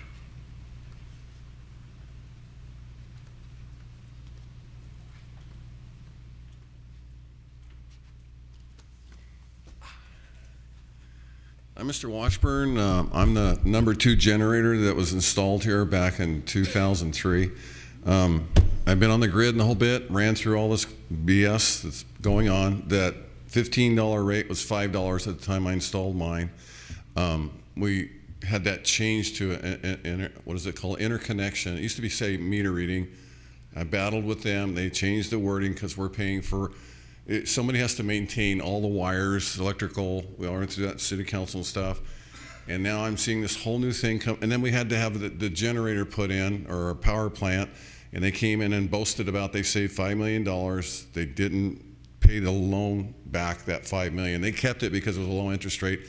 So I've seen a lot of management issues going on with the REU.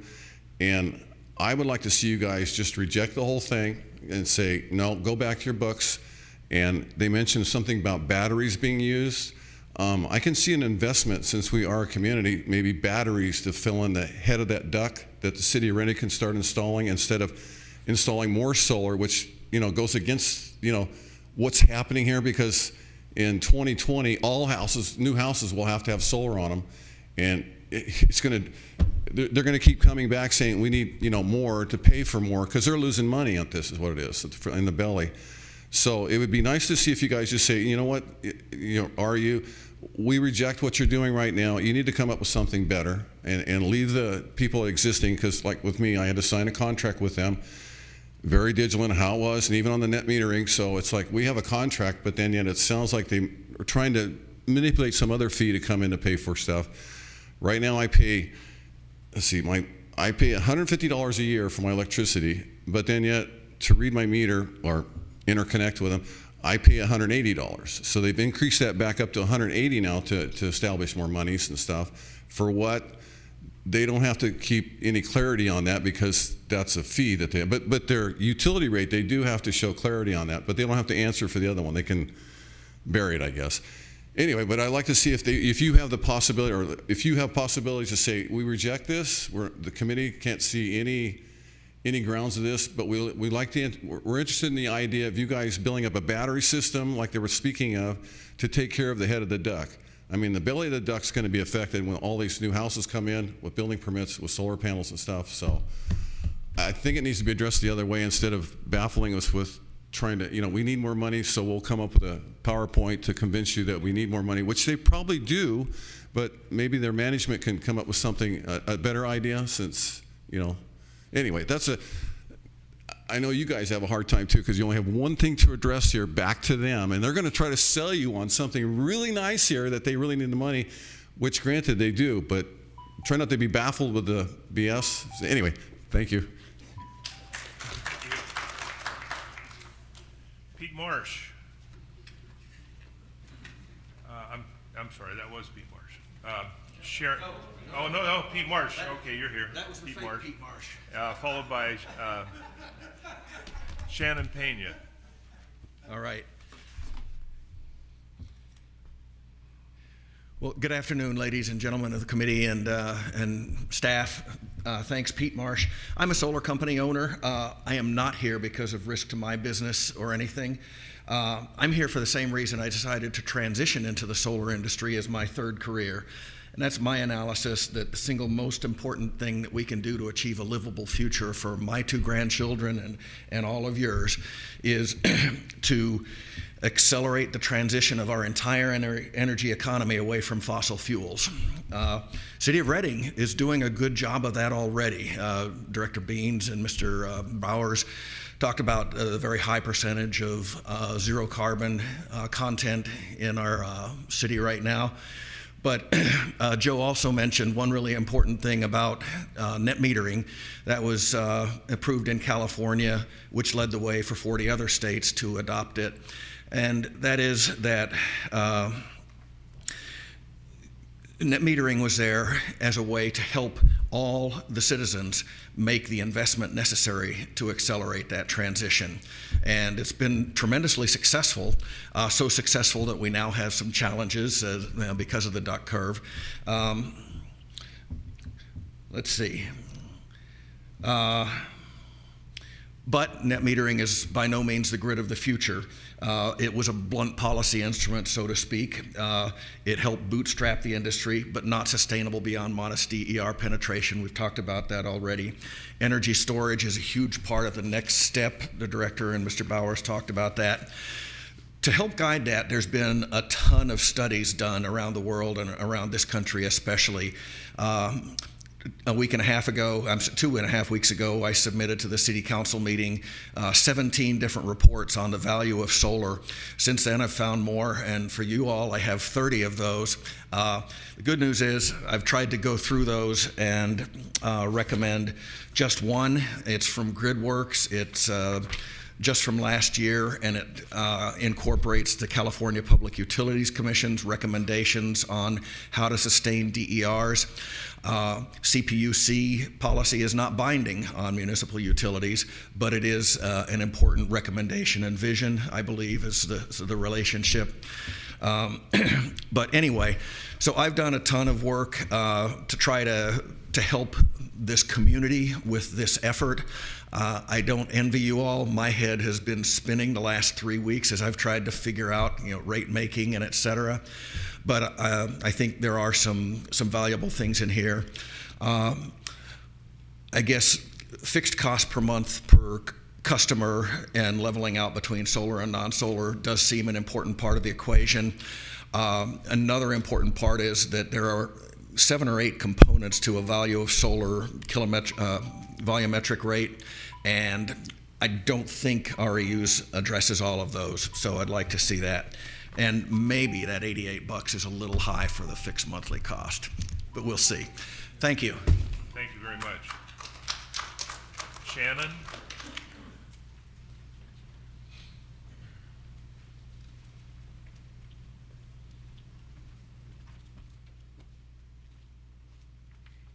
Thank you. It's actually Sharon. Sorry. Thank you, ladies and gentlemen of the committee, for allowing me to address you. I come to you as one of the people referenced by a prior speaker. I'm a single mom with high school and college age students, as well as a household with my mother in it, a disabled lady. And I have been at the mercy of a Reading electric bill. and a large $600 bill that I've struggled to pay. I've also needed at times, from looking after my mom, to even go to some agencies to get help with paying some of these bills.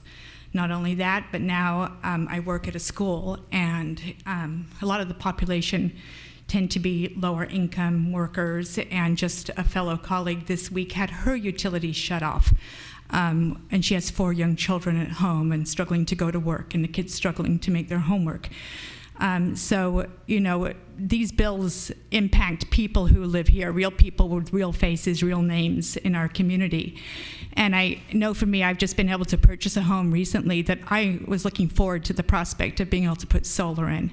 And one day, you know, not be at the mercy of increasing rates for electric. So the fact that this may be changing or maybe becoming more complicated, so it would no longer be an incentive to do that, well, that scares me and it angers me too. Not only that, another person did address the issue of transparency. So I have been fortunate enough to live in a lot of other communities, including the Bay Area and New York City, and frankly, I have never seen such large bills as what I see here. And something I question regarding transparency is the fact that electricity is force bundled with many other services, including sewer, water, garbage, such that, you know, there's no getting away from it. So if I'm not here in the summer, if I decide, you know, when my mom was still living in the Bay Area to go down there so I could turn off my AC, I still had these other bills. And I question this $88, Mr. Bowers and Director Beams, I believe,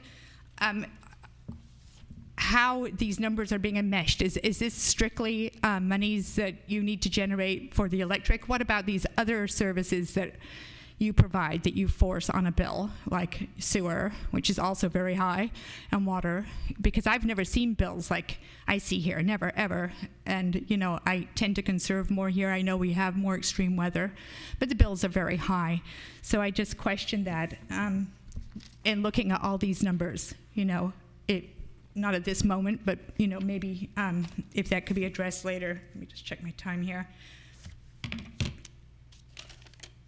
Another issue that one of the other speakers did talk about is, you know, our green practices. And when I'm away from here, even when I've lived here and I've been away, you know, what is Reading known for? Well, we're certainly known for the sun and it being very hot here. And so I think it would not set a good example for us to take away incentives for green practices, you know, when we are in the focus point.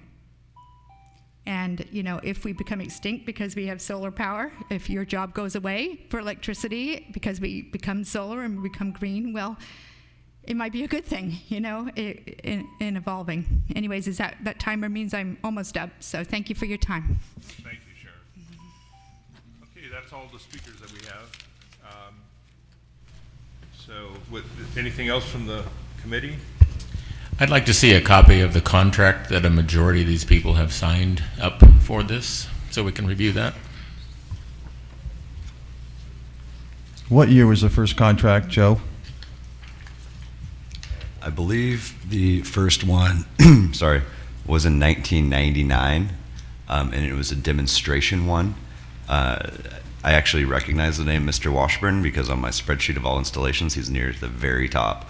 And so I think that's 2003 was when it really, I had one chart that you could show, but basically between 99 was the first one and 2010, a very small amount. And then it took off in 2000, I believe, 11 when we started the first rebates, and then it took a pause during the recession, and then it really ramped up in 2017 when we relaunched the rebates.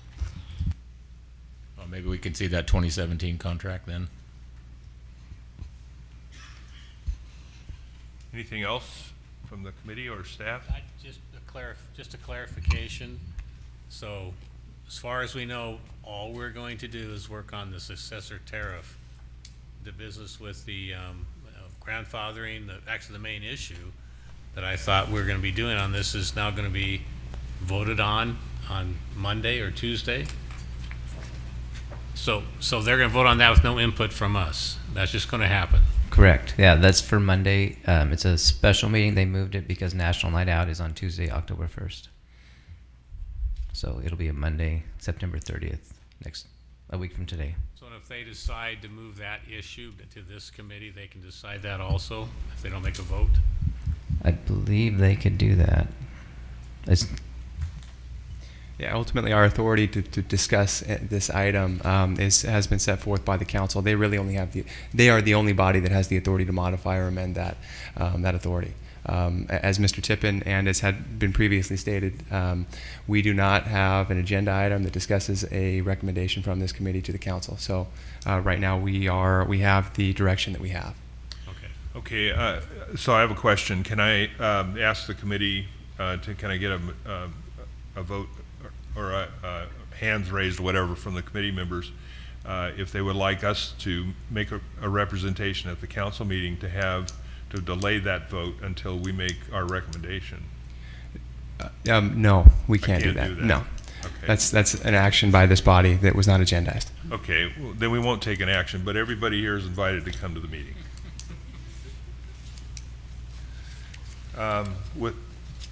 If there's no other, well, I think there isn't any more business on the agenda.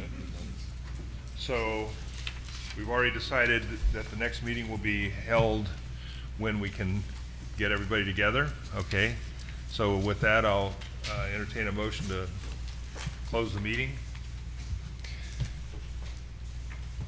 So moved.